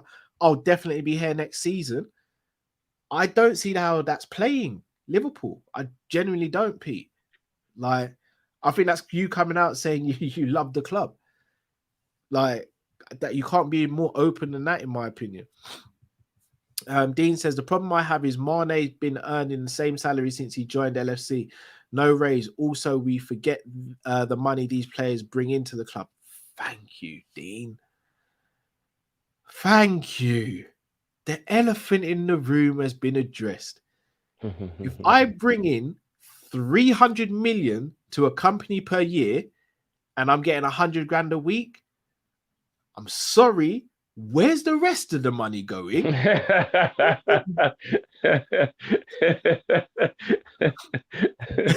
Like, I'm sorry, where's the rest of the money going? Because my quick maths will tell me I'm roughly getting 4.8 million a year, if that's the case. But I'm bringing in 300 mil to the club, potentially. Where's the other 200 odd million going? But no one's questioning the club. We're questioning the players who are bringing in the money. Come on, what are we doing here? They are the, you know, footballers all walk away from football right now. Football's done. You know that, guys, yeah? You got to shout out David Beckham, who was the first person to realize to put image rights on his own shit and start actually making the money based on who he was. You got to shout out Beckham for that. He was a G for that. I genuinely don't know how we like blindly defend clubs when it comes to player wages. Is it because we're that upset with, and look, this is going to sound really harsh, are we that upset that we don't get this sort of money on a weekly or monthly basis? Because you can be all right to be upset that you don't. But as I said, have you made the sacrifices and do you have the talent that these guys have? Because that's what it boils down to, guys. I'd love to get that sort of salary every week. But one, I don't have the talent. Two, I've never made those sort of sacrifices. So what can I moan about? And I don't bring in that sort of money. Carl, quick question, yeah? So we don't go off on a tangent. Yeah. Knowing how good you are, if you were being overpaid, would you feel guilty? Me personally, yes, because of just me as a person. That's what I mean, because I would. I do, but I genuinely believe if I was getting over, and not just football, I mean anything, I probably would feel a bit of guilt. Like, right, I know I'm not actually worth this much. This is kind of mad. How am I getting away with this? But yeah, I probably would feel a bit bad about that. Still, I'm not going to lie. But yeah. Troy M says, also think about how it could disrupt our season if Mo signs a pre-contract with, say, PSG Madrid in Jan. Even though he's super professional, he has to sort his future out when the chance presents. FSG sort it. That's a point as well. I said that, bro. Is he going to play as... I think it was Friday I said that, bro. Is Mo going to play as good as we know we should? If he's got to worry about his future? You don't know, bro. Yeah. You just don't know. Based on what we've seen, yeah, he's hella professional and he loves Liverpool. But you don't know, bro. Come January, when he realizes he's got to stay fit for 6 months for that move and all that, he might not, you know what I mean? He might not play as well, bro. And then that means we're losing him. He's not even doing what he's meant to be doing, bro. Yeah. Jamrock says, Mane, Salah, VVD, Alisson should all be on 300k above. 100%. I agree with that. Based on their status. Jota is a 250k player based on Sancho and others. So does Fab being a top 5. Yeah, I agree with everything he said. I agree. 100%. Troy M says, if our wage structure doesn't change, we will be left by default becoming a stepping stone club. Players that achieve a certain level want to move on to be fairly paid. We need to be capable of holding on to top players. Agreed. Shout out to Pimpin' Distress for your generous donation. Man said Felicio gotta be worth 45. I know, big up Pimp, bro. Big up, bro. You're an absolute legend, bro. Pimp is actually a legend. He's a Kopish legend. I'm not even joking. Beyond what people even know, trust me. Bro, 100%. But yeah, big up. I Roel don't know if I went too far there, but I can only be me in it. Well, Roel said my wife just walked in and asked, "What are you listening to?" Bro almost got me in trouble.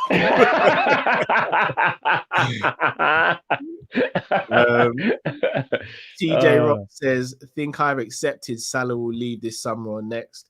I'm starting to jump on that boat. For the ladies in the chat, remember I said flip it.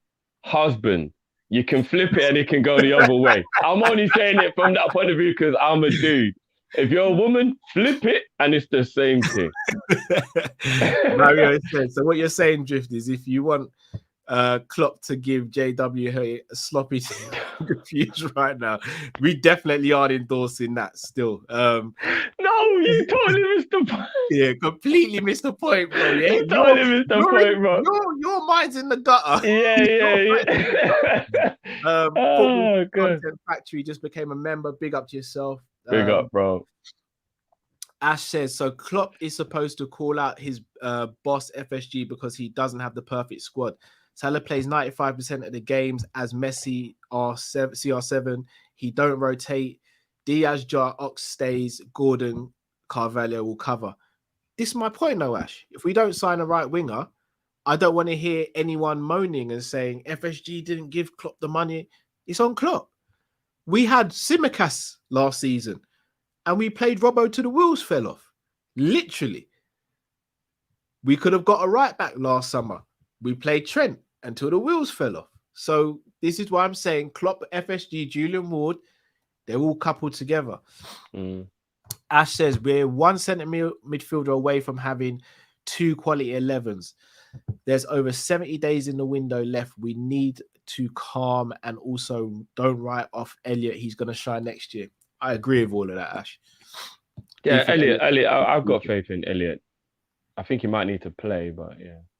Firmino's Teeth says Drift went from Klopp to top man. Went from Klopp to top man. Went balls. Pause. James says selling Salah now makes more sense than losing him for free next season.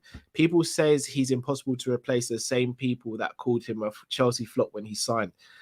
Agreed, James, but times have changed now. If anyone still refers to him as a Chelsea flop, then we can't help those people. Got to be honest. Yeah. And plus, just give a few suggestions as to who you actually think, because as much as I would sell him to get the money, it ain't easy to replace 20 plus goals guaranteed in the league, plus however many he gets in the other competitions. I don't even think you can name 5 footballers in world football that guarantee you 20 league goals plus whatever in the cup competition. Well, let's just call it this, Drift. Name me someone out there who can guarantee you 25 goals a season across all competitions and a further 15 assists. That's what I'm saying, bro. I don't think there is anyone, bro. Benzema? And who else, bro? Because if you add in the assist, Messi used to do that, but obviously not anymore. I don't know, bro. I really don't know, bro. Selection says, I actually feel Salah wants to test himself in Spain, Madrid. While he loves the club, I have a strong feeling Madrid will approach Salah in the similar to Rudiger. He will be free. I think he walks on for free. He goes Madrid for free, 100%. I'll be honest with you, for free, 100%. I genuinely believe Real Madrid are going to put in a bid before this summer ends if we don't have his contract wrapped up. Do you think so? What kind of like what they did with Mbappe, where they'll test the water, but then they'll be like, well, actually, the Mbappe thing might actually make them go more ham because he did end up not even going to them. So they don't even have the guarantee of getting him for free. Because if somebody else comes in for him, like a PSG with more money and gazumps them again, then they might lose out again, innit? If I ask you this, Valverde, as great as he is, right wing, or Mohamed Salah going there to join Benzema and Vinicius? Yeah, as well as Tchouaméni, Camavinga in midfield alongside Modric, Kroos, Casemiro. Yeah, absolute no-brainer, bro. It's a no-brainer. It will burn me if he goes Madrid, though, you know. Oh, bro. It will hurt. Of all the teams, bro. Wait, LFC R786 says Drift. Mo always gets double Mane's goals, assists, and Mane is way more replaceable than Mo. It's obvious why Mo is seen as more important. Bro, All with right. all due respect, I disagree with every part of that super chat. All right, so to be honest, Drift, he kind of does. I wouldn't say he doubles Mane's goal contribution, but He's never doubled Mane's goal. No, he's never doubled it, but he's always got more than Mane, if I'm not mistaken, since they've both been at the club. Well, that one season they shared the top goal score, but other than that, yeah. No, but again, assists. Mane, if I'm not mistaken, only got one assist that season in the league.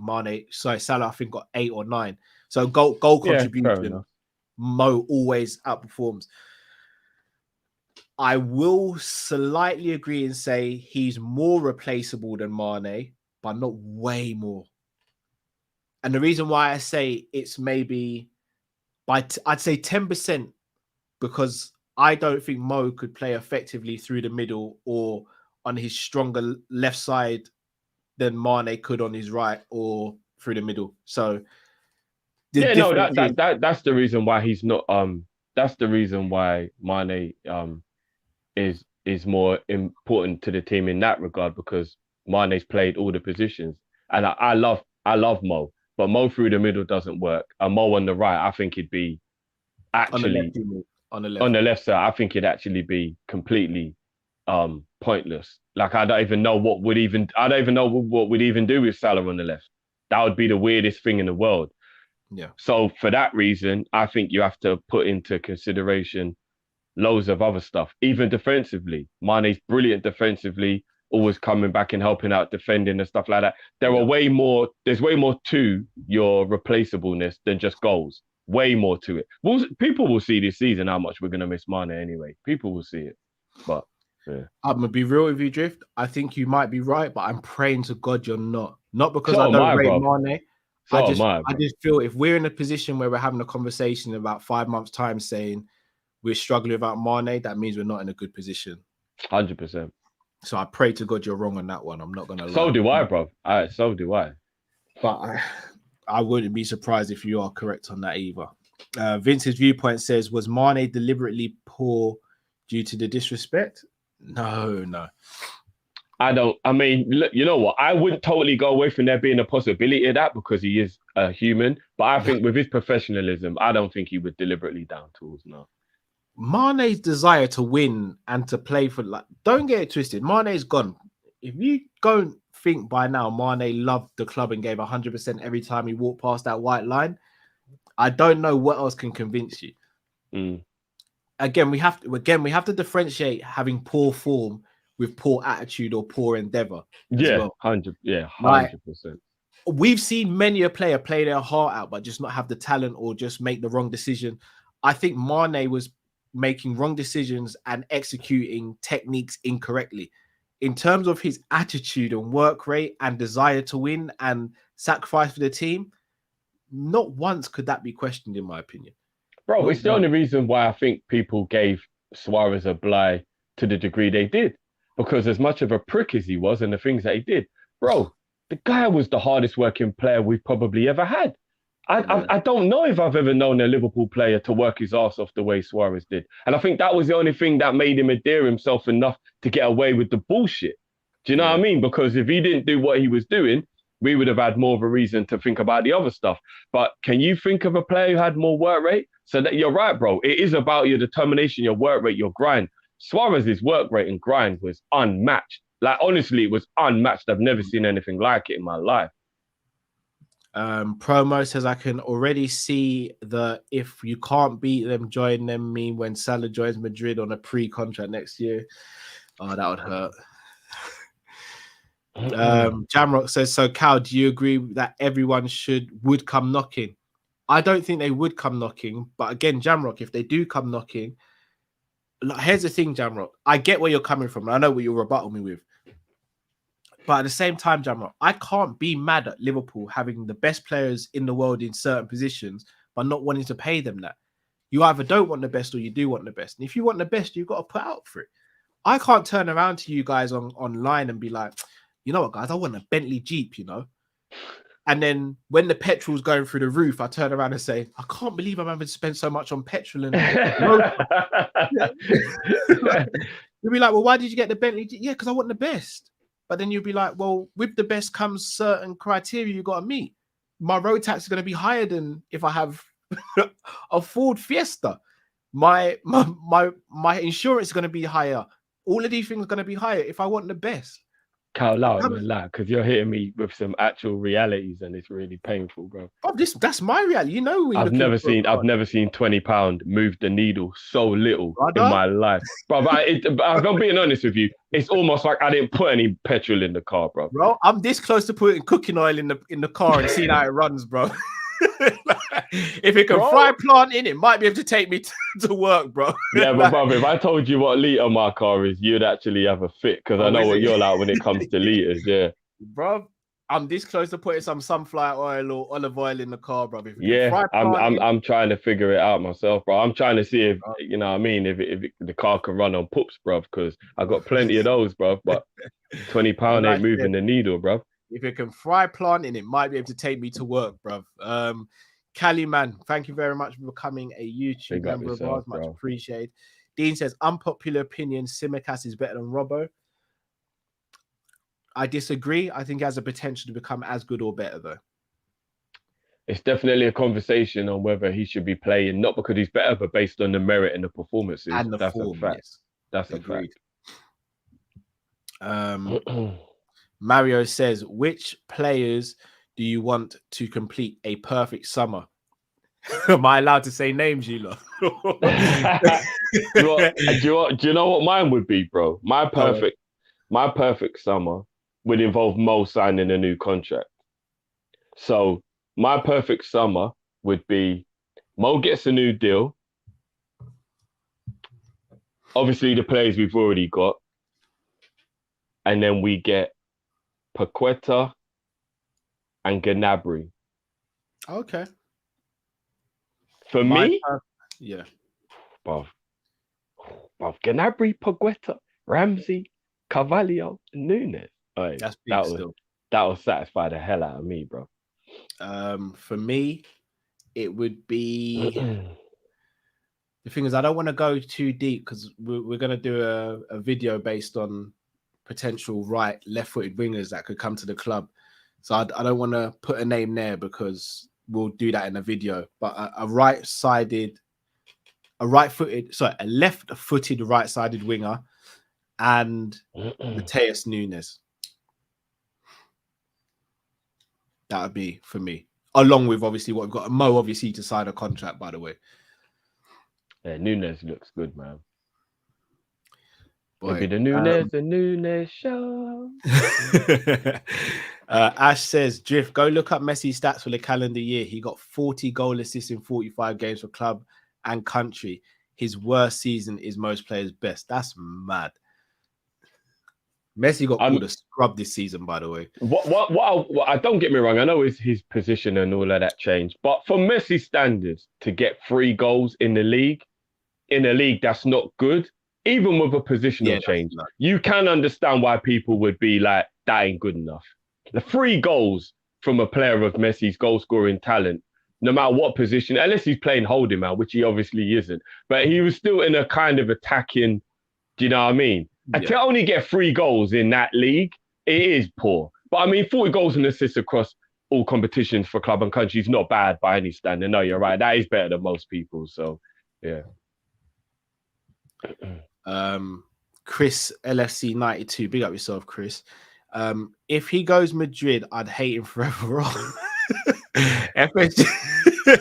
FSG need to stop with the wage structure crap. Players like Mo don't come around a lot. Pay the man.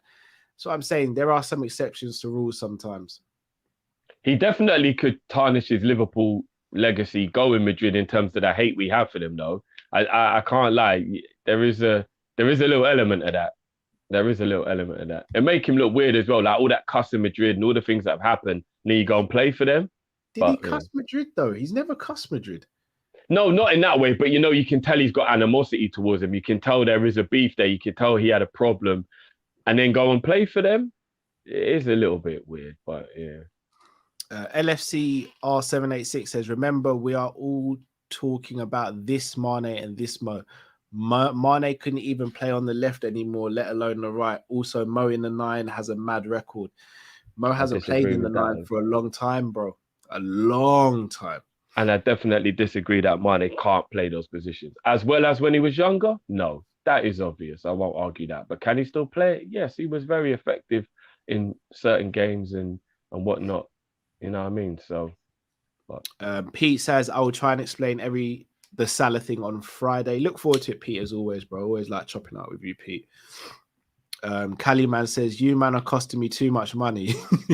Got YouTube premium so I can watch you man without adverts. Now I'm a member. About to cop some Kop-Ish merch. Big up your damn bless self. yourself, Cali man. Appreciate Four it. shirts in stores right now, guys. Go and check that out. Mark Hines says, Grizz responded to an Egyptian reported. He follows the reporter, said Madrid have approached Salah about his situation with Paul. According to Grizz, his priority to extend, but Madrid a strong possibility. It makes sense. It's a hell of a backup. I tell you, it's a hell of a backup, bro. If I'm Real Madrid, Salah's the first name on the list I'm looking for that. That right-hand side is what they've been screaming out for since Bale hasn't been playing. 100%. Screaming out for someone on that side. 100%. Jamrock says, Cal, Jurgen Klopp said from March he expects several players to leave because some players don't play enough for their understanding. Replacement might have the same issue. Agreed, Jamrock. Hence why I keep on saying Klopp's in the boat as well.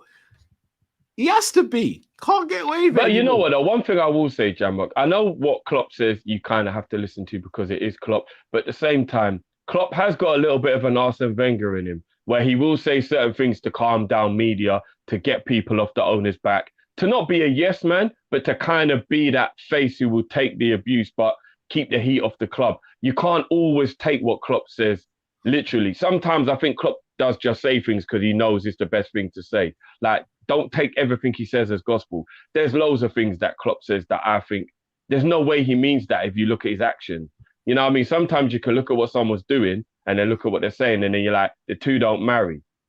So I don't always take what Klopp says as gospel. Sometimes I think he's just protecting the club or saying what media-trained people know to do to keep the heat off the situation.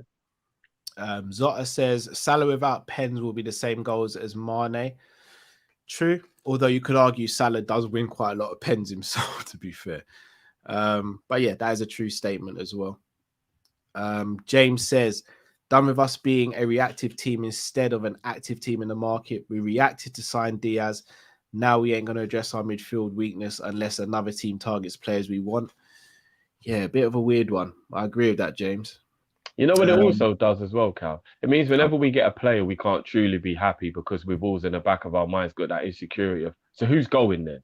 Because we got all gassed up about Diaz in January.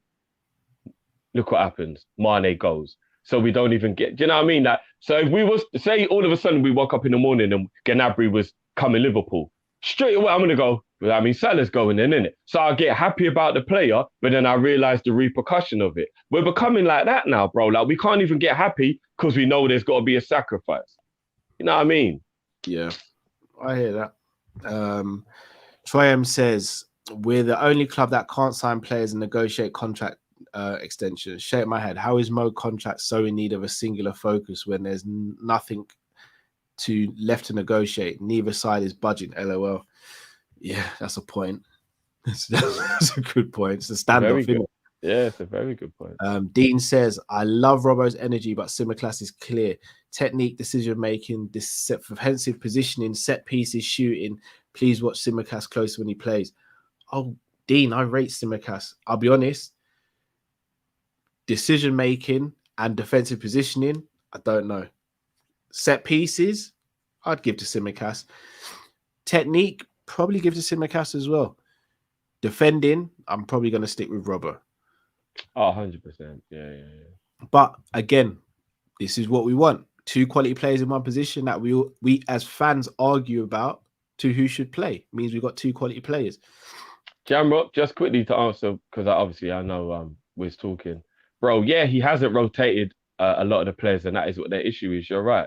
But as I said on Friday when I spoke to you, bro, players who he trusts, he does rotate. So I think more what the issue is is getting him the level of quality of player that he will trust to rotate. And I think the proof's in the pudding. Look at the players in our squad that do get rotation. Ibu came in, proved to Klopp he was good enough. Klopp had absolutely no problem rotating. Absolutely not, because he trusts him. So I think the real problem is, even though Klopp won't come out and say it, I don't think he trusts the players. Even if we think they are good players, like, say, Taki, for example, who we think is good enough and we think he has proved. But I don't think Klopp agrees. I don't think Klopp trusts in him that much, because I think if he trusted in him, he would have played him more. I don't know if you agree, Cal, but I do believe that if you swap the name Taki and you make that a Gnabry or you make that a Rafinha, I think he plays way more, because Klopp would actually entrust in him and he is a better player. So for me, what that means is you get Klopp players for the bench who he will trust. Simple fact. Get players. If he's not playing the Jones, maybe he don't think he's good enough. If he's not playing Ox, he doesn't think he's good enough. It's kind of just facts, bro, because Ibu played. It didn't matter what the game was, he played Ibu. And Matip, he rotated them because he trusted in them. Maybe, just maybe, if he had a Rafinha on the bench, if he had a Diaby on the bench, if he had a Shirky on the bench, if he had some of these guys, we will see rotation from the players that we think, why don't he rotate?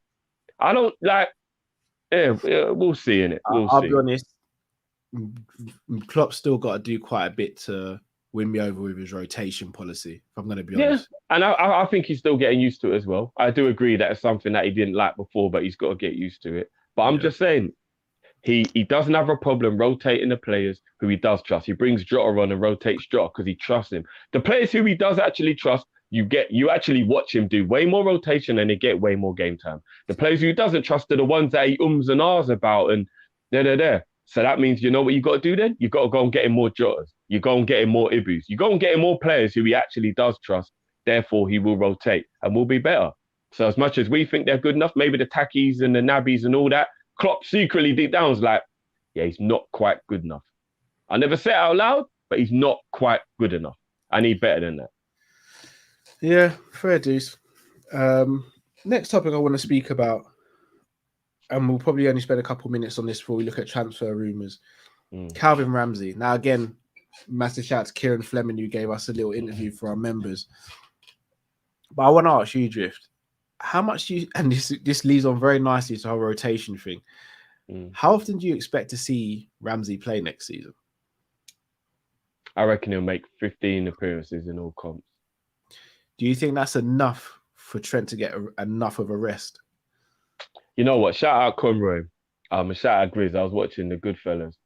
Big up them too. Big up Grizz and Conroy, by the way. The Red Fellas, sorry. Ray Liotta passing was sad, isn't it? I know it was a couple of weeks ago, but yeah, that was sad, man. Yeah. Speaking about Goodfellas, what a G. I was watching Red Fellas, and Conroy made a very good point. Ramsey is the type of player that will be brilliant to just give 10 minutes here, 10 minutes there while he's at the age he is. So what will be kind of cool, bro, is if it's 75th minute and we're 2-0 up, he can bring Ramsey on, let Ramsey have a little game time. And then Trent isn't necessarily being rested in terms of a rotation, but he's only playing 70 minutes a week rather than 90, and little things like that. And you can maybe try and transition a little bit like that. And then in the cup games, I think he'll probably play all the domestic games. I think he will. Maybe not maybe a semi-final or a final, but, you know, the third round, the fourth round, all them kind of things. I think he'll play him in that. And even though he's only 18, he just got Young Player of the Year in Scotland, right? Yeah. It's almost the same trajectory as Robbo. So I know we don't like to do the omens and all those kind of things, but bro, look how Robbo turned out. So I think, you know, he's a growing lad. Who knows? He might even be about 6 foot by the time he finished growing. Remember when we signed Origi, he weren't as big as he is now. I think he already is 6 foot. He's a big boy. No. I think, again, on the Redforders, I think someone in the comments said he's 5'10", I think. His height at the moment. But he's only 18. He's got another 3 years left of growing. He could easily get to 6 foot or above. So. I'll be honest, for a fullback, 5'10" is not short. It's quite tall, actually, for like your modern day fullbacks, to be fair. It's probably about the right height, isn't it? You're not tall, but you're not short. You're probably about the right height, 5'10", 5'11". I mean, I'm 5'11". I wouldn't call myself a short right back if I was playing at right back. So, yeah. Fair deal. Yeah, I'm kind of like you. I just hope Trent gets enough of a rest, and I hope Ramsey gets enough game time to prove why we signed him. Because from everything I've heard from people who have watched him regularly, they've got nothing but good to say about him. And they say he's very, very similar in his playing style to Trent. It's exciting. And look, Drift may not have been the player we wanted. But you know what? At least the club. No, you wanted him. No, I didn't know about him. But you were the one that you were the one that was definitely like happy with it though, out of all of us when we was officially linked with him. Oh yeah, because I wanted another right back, bro. I thought it was based on you, but knowing about him personally. My first choice was Spence, but again, I knew Spence was never going to happen because Tottenham makes all the sense in the world for Spence. It does. Like he's going to go there and be a starter for a Champions League. Are you bothered about that? Am I bothered by it? No, that he's gone Tottenham. No, I'm not bothered by it. I like Spence. I hope he does well, but obviously not well against us. But I like Spence. I understood that situation. Like it makes sense to go to Tottenham if you're Spence. So I can live with that. If Spence was going, I don't know, to a mid-table team now, then I've got to question it and be like, why didn't we go in on Spence when you can offer him Champions League and all these? But Tottenham are offering everything that we could effectively in terms of playing time and experience and stuff. So I'm good with it. So yeah, I hope Ramsey does well. Hope he goes from strength to strength and gets gives Trent the time to get that rest. Before we move on to transfer rumours though, a nice little snippet of something here for you guys. How's it going, lovely people? Hope you're well and welcome to our new series called Kop-Ish 11s, where we make a starting 11 based on scenarios and situations. We'll try and make these teams as realistic as possible, so don't expect too much shoehorning because we want these teams to be balanced and functional. On the first edition of this, we are making an 11 based on the best players to play for Liverpool and not win a trophy while they are playing for Liverpool Football Club. Before Liverpool secured their 6th Champions League trophy back in 2019, we went 7 years without a trophy, and before that we went 6. And in that time and previously, we've had some top players who have never lifted a trophy while wearing the famous red jersey. But before you sit back and enjoy this video, then slate us in the comments for making mistakes and getting players wrong, make sure you smash the like button, give us a subscribe, and turn on notifications to spread the word. In the famous words of Fabrizio, here we go. So that, people, was the first episode of Kop-Ish 11. So if you haven't already, do check that out. We made an 11 based off players who have played for Liverpool, but unfortunately were not able to win a trophy while playing for this fantastic club. There'll be more episodes and Kop-Ish 11s coming to you in the future. So make sure you tune in and watch that video if you haven't already. Right, Drift. Let's do transfer rumors before we head off. Man did the evil Punisher laugh, you know. I'm going to name a player and then Drift, I need you to say yes or no and give a percentage on how realistic it is. Okay. All right. 1 to 10 or 1 to 100? 1 to 10. Christian Eriksen. 2. Would you have him? 100%. I made that sound like you'd fight him still. Would you have him? Would I have him? You know what I mean? Marco Asensio. 2 again. Would you like him at Liverpool? No. Can I just ask why? I won't do this for all of them. Can I ask why? I don't think he's quite the player we thought he would be. It could be the team he's at and the circumstance he's been under and stuff like that. But I remember when Asensio first came through and we really thought he was going to be a wonderful goal-scoring, marauding wing forward. And it just hasn't quite worked out. And put on top of that the fact that the Premier League is a bit more difficult than La Liga as well. I don't quite think it would work out for him at Liverpool. Absolutely fair. Nico Barella. I'm trying to think about whether the universe is listening. 9. The universe is listening, bro. Manifest.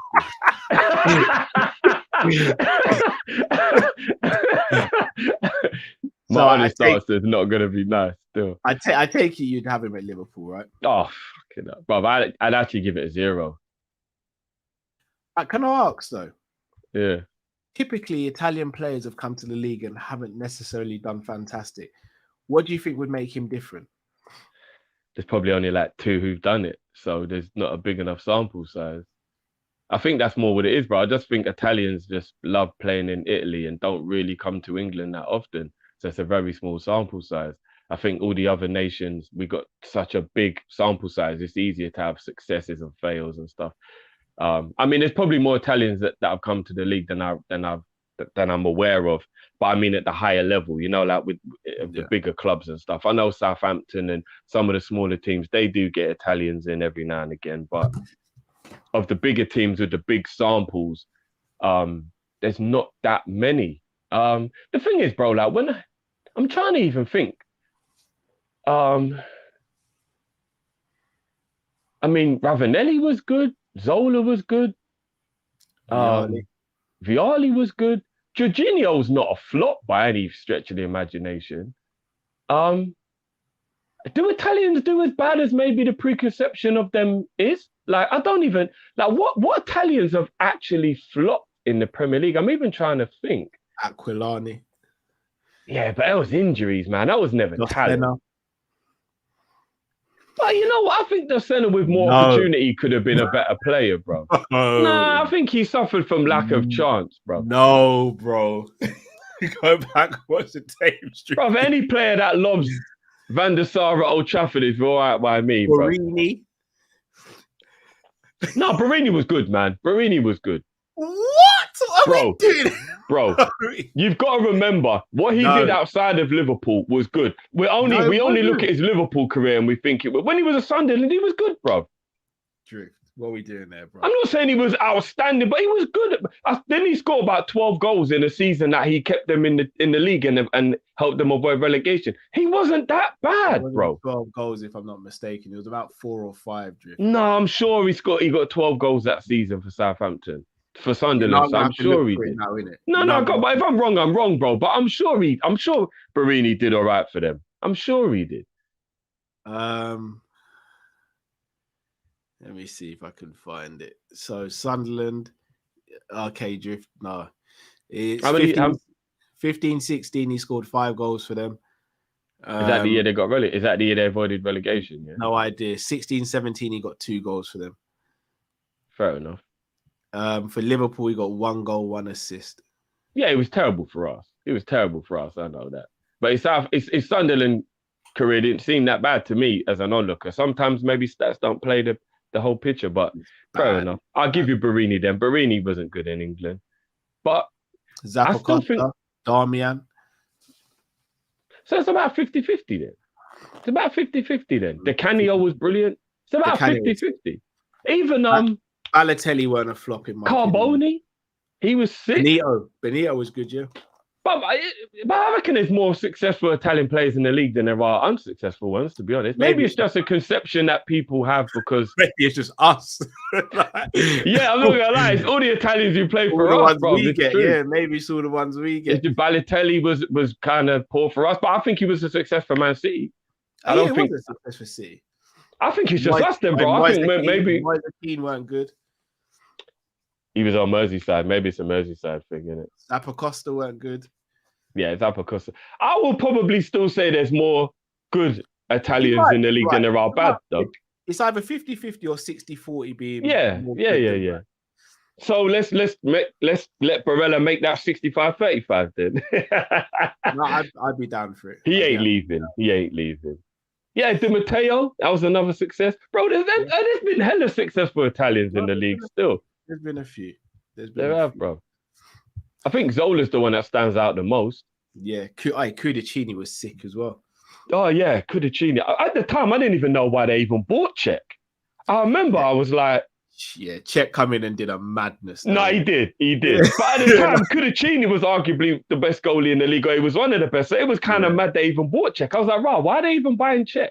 It's actually a crime Kudicini sat on the bench for as long as he did. It's mad, isn't it? Kudicini at that time could have walked into most teams in the league. But I wanted us to go. I was like, right, if they don't want him there, then why don't we go and get him, man?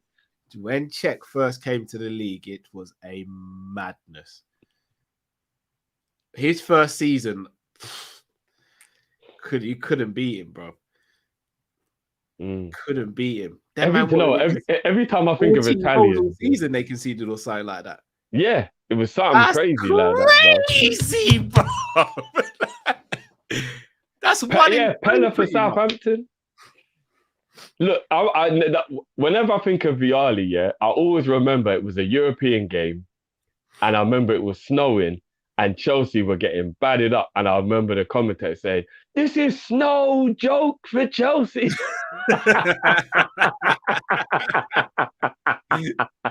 Remember them old school commentating there. This is no joke for Chelsea.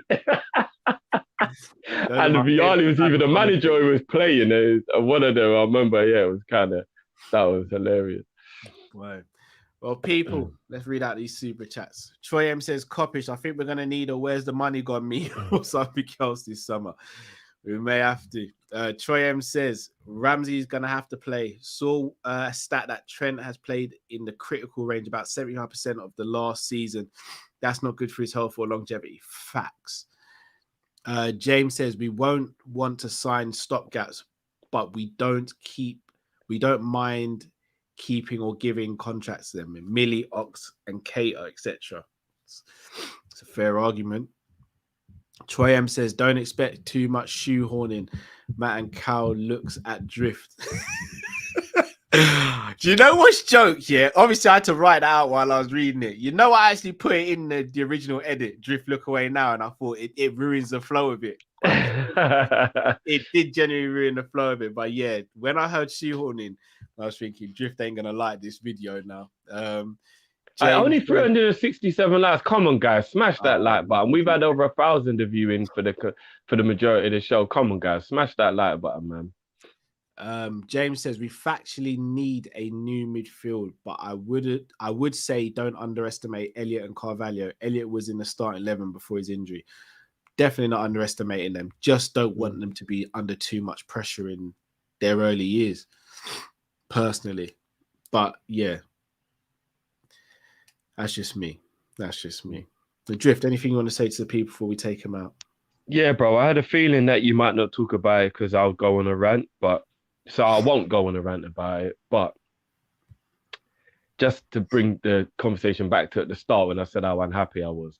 Yeah. And you know this isn't personal or me having an agenda, because I've definitely been the guy who's defended him more than anybody and rates him probably the most out of everybody, even in the chat here. Oxlade-Chamberlain.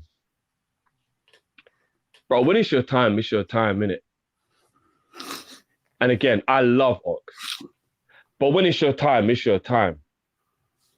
Bro, if we go into next season and Oxlade-Chamberlain is still a Liverpool player, make it make sense, bro. Make it make sense, bro. Should we turn ourselves into Will Smith FC? Is that what we're doing? We know we should be leaving. We know somebody should be leaving, but we're staying. Is that what we're doing? Are we Will Smith FC? And it hurts me to say that because Will Smith is my GOAT. But is that what we're doing here, bro? Toxic scenarios. Is that what we're doing? A man just screwing up phase, clearly unhappy, and we're just staying. For what? What are we doing? So Liverpool's in an entanglement now. Bro, we've given a new contract to Naby. We're going to keep Ox. Has Naby actually signed a new contract? He hasn't yet, has he?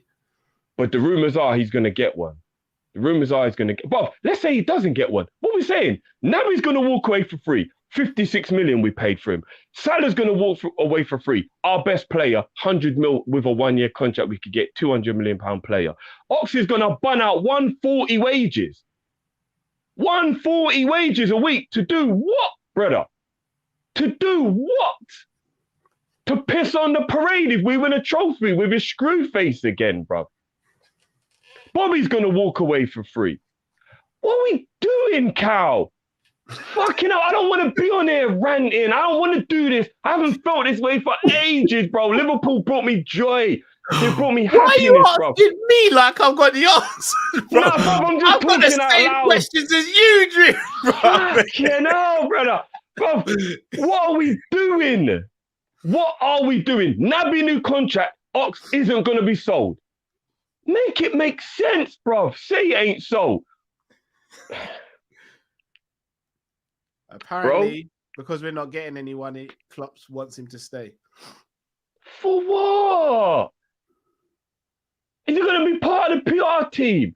You're going to give him a camera and let him go around and start doing the social media? For what, bruv? Fucking hell, man. Make it make sense, Carl. Real talk, man. I love Ox, man. I love Ox. But what is the point in him being a Liverpool player anymore? Bro, we played 63 games and he didn't even use him. We played 63 games and he didn't even use him from February right up until May or whenever the season finished. So what's changed? Maybe you'll play false nine next. I'm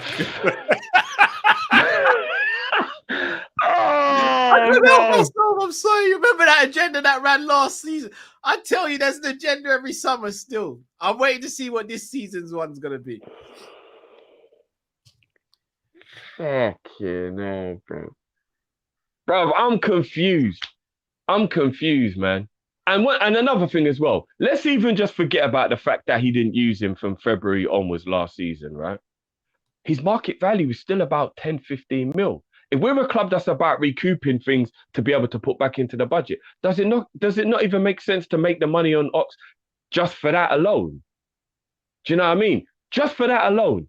Our midfield was clearly not good enough last season to just fully get us over the line. And two of the big problems in that, in my opinion, are Naby and Ox. I think those two, and Jones, I'm not even going to be disrespectful. I'll also put Jones in there as well. I think Jones, Naby and Ox are a major reason why our midfield is a problem. I don't think anybody would argue with me, regardless of whether you think he's a backup player, a squad player, whatever, that Thiago, Flacco and Henderson and Elliott are fine.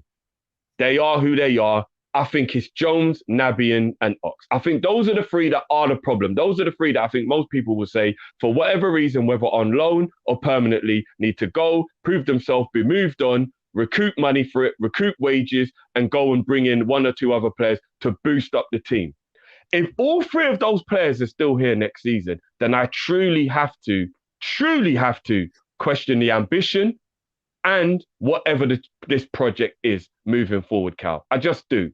It's time to cut ties with these guys and be unemotional. I told you, Mane and Origi leaving has left me being real cutthroat now when it comes to emotion. It is what it is.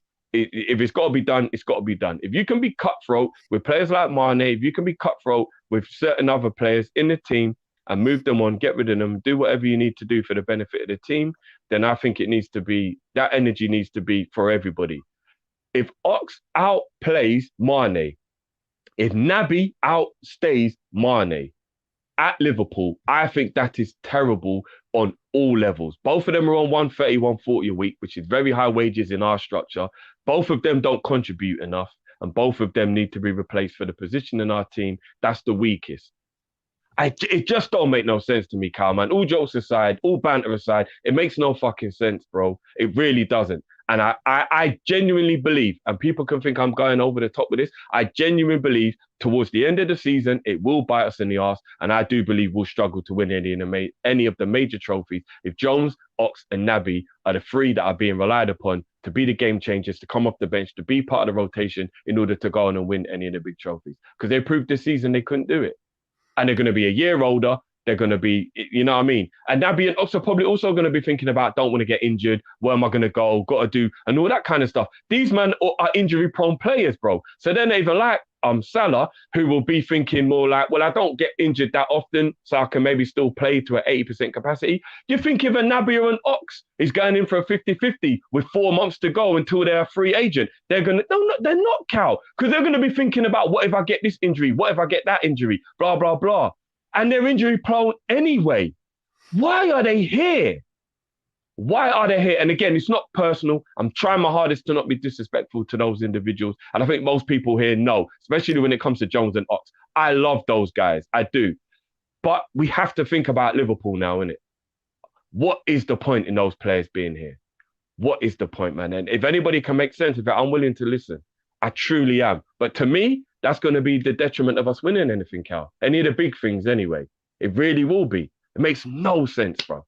Absolutely no sense. Kev has a good point here, because we all said the same with Origi last summer, that if we can't sell him, why are we not able to sell him? And it turns out Origi did turn down moves to certain clubs, which worked out for him best in the end. Ox might be doing the same.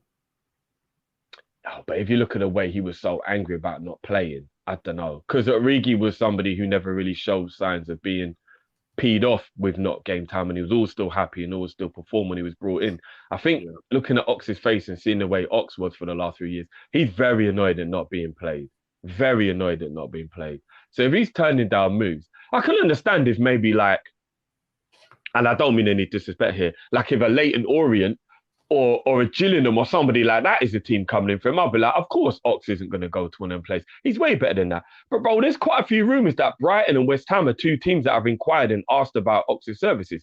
Ox is not above those two teams, bro. I'll be honest, Ox, if you ever saw this, no disrespect to you, bro, but with your injury record, you are not above Brighton or West Ham, bro. Go. You are not above those teams. Those are two great options for you. Genuinely, they are. Go, bro. Go and play ball. Go and revive your career. It doesn't make any sense, bro. I don't get it. I really don't get it. Even Scotland would be a brilliant move for Ox. Can you imagine how well Ox would do at Celtic or Rangers? Go play in the Scottish League. Like, there are places that he could go. There really are. But Leicester.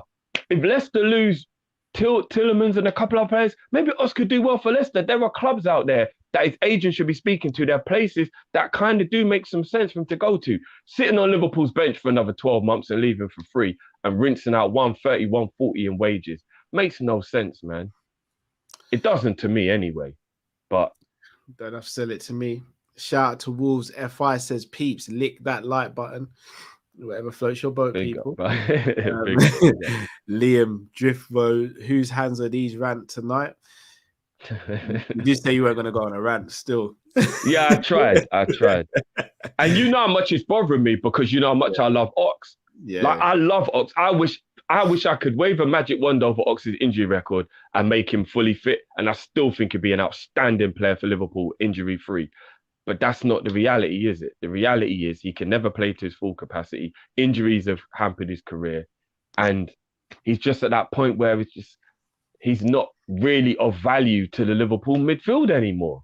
It's a really sad reality, but it just is what it is, man. Dean says, with this 5-sub rule, curious to see how flexible Klopp is tactically. He rarely made changes in the Champions League last season. Pep will be moving mad still. Scary. I'm intrigued to see it. LFC R76 says, we're wasting the primes of VVD, Mo, Fab, Thiago, Robbo.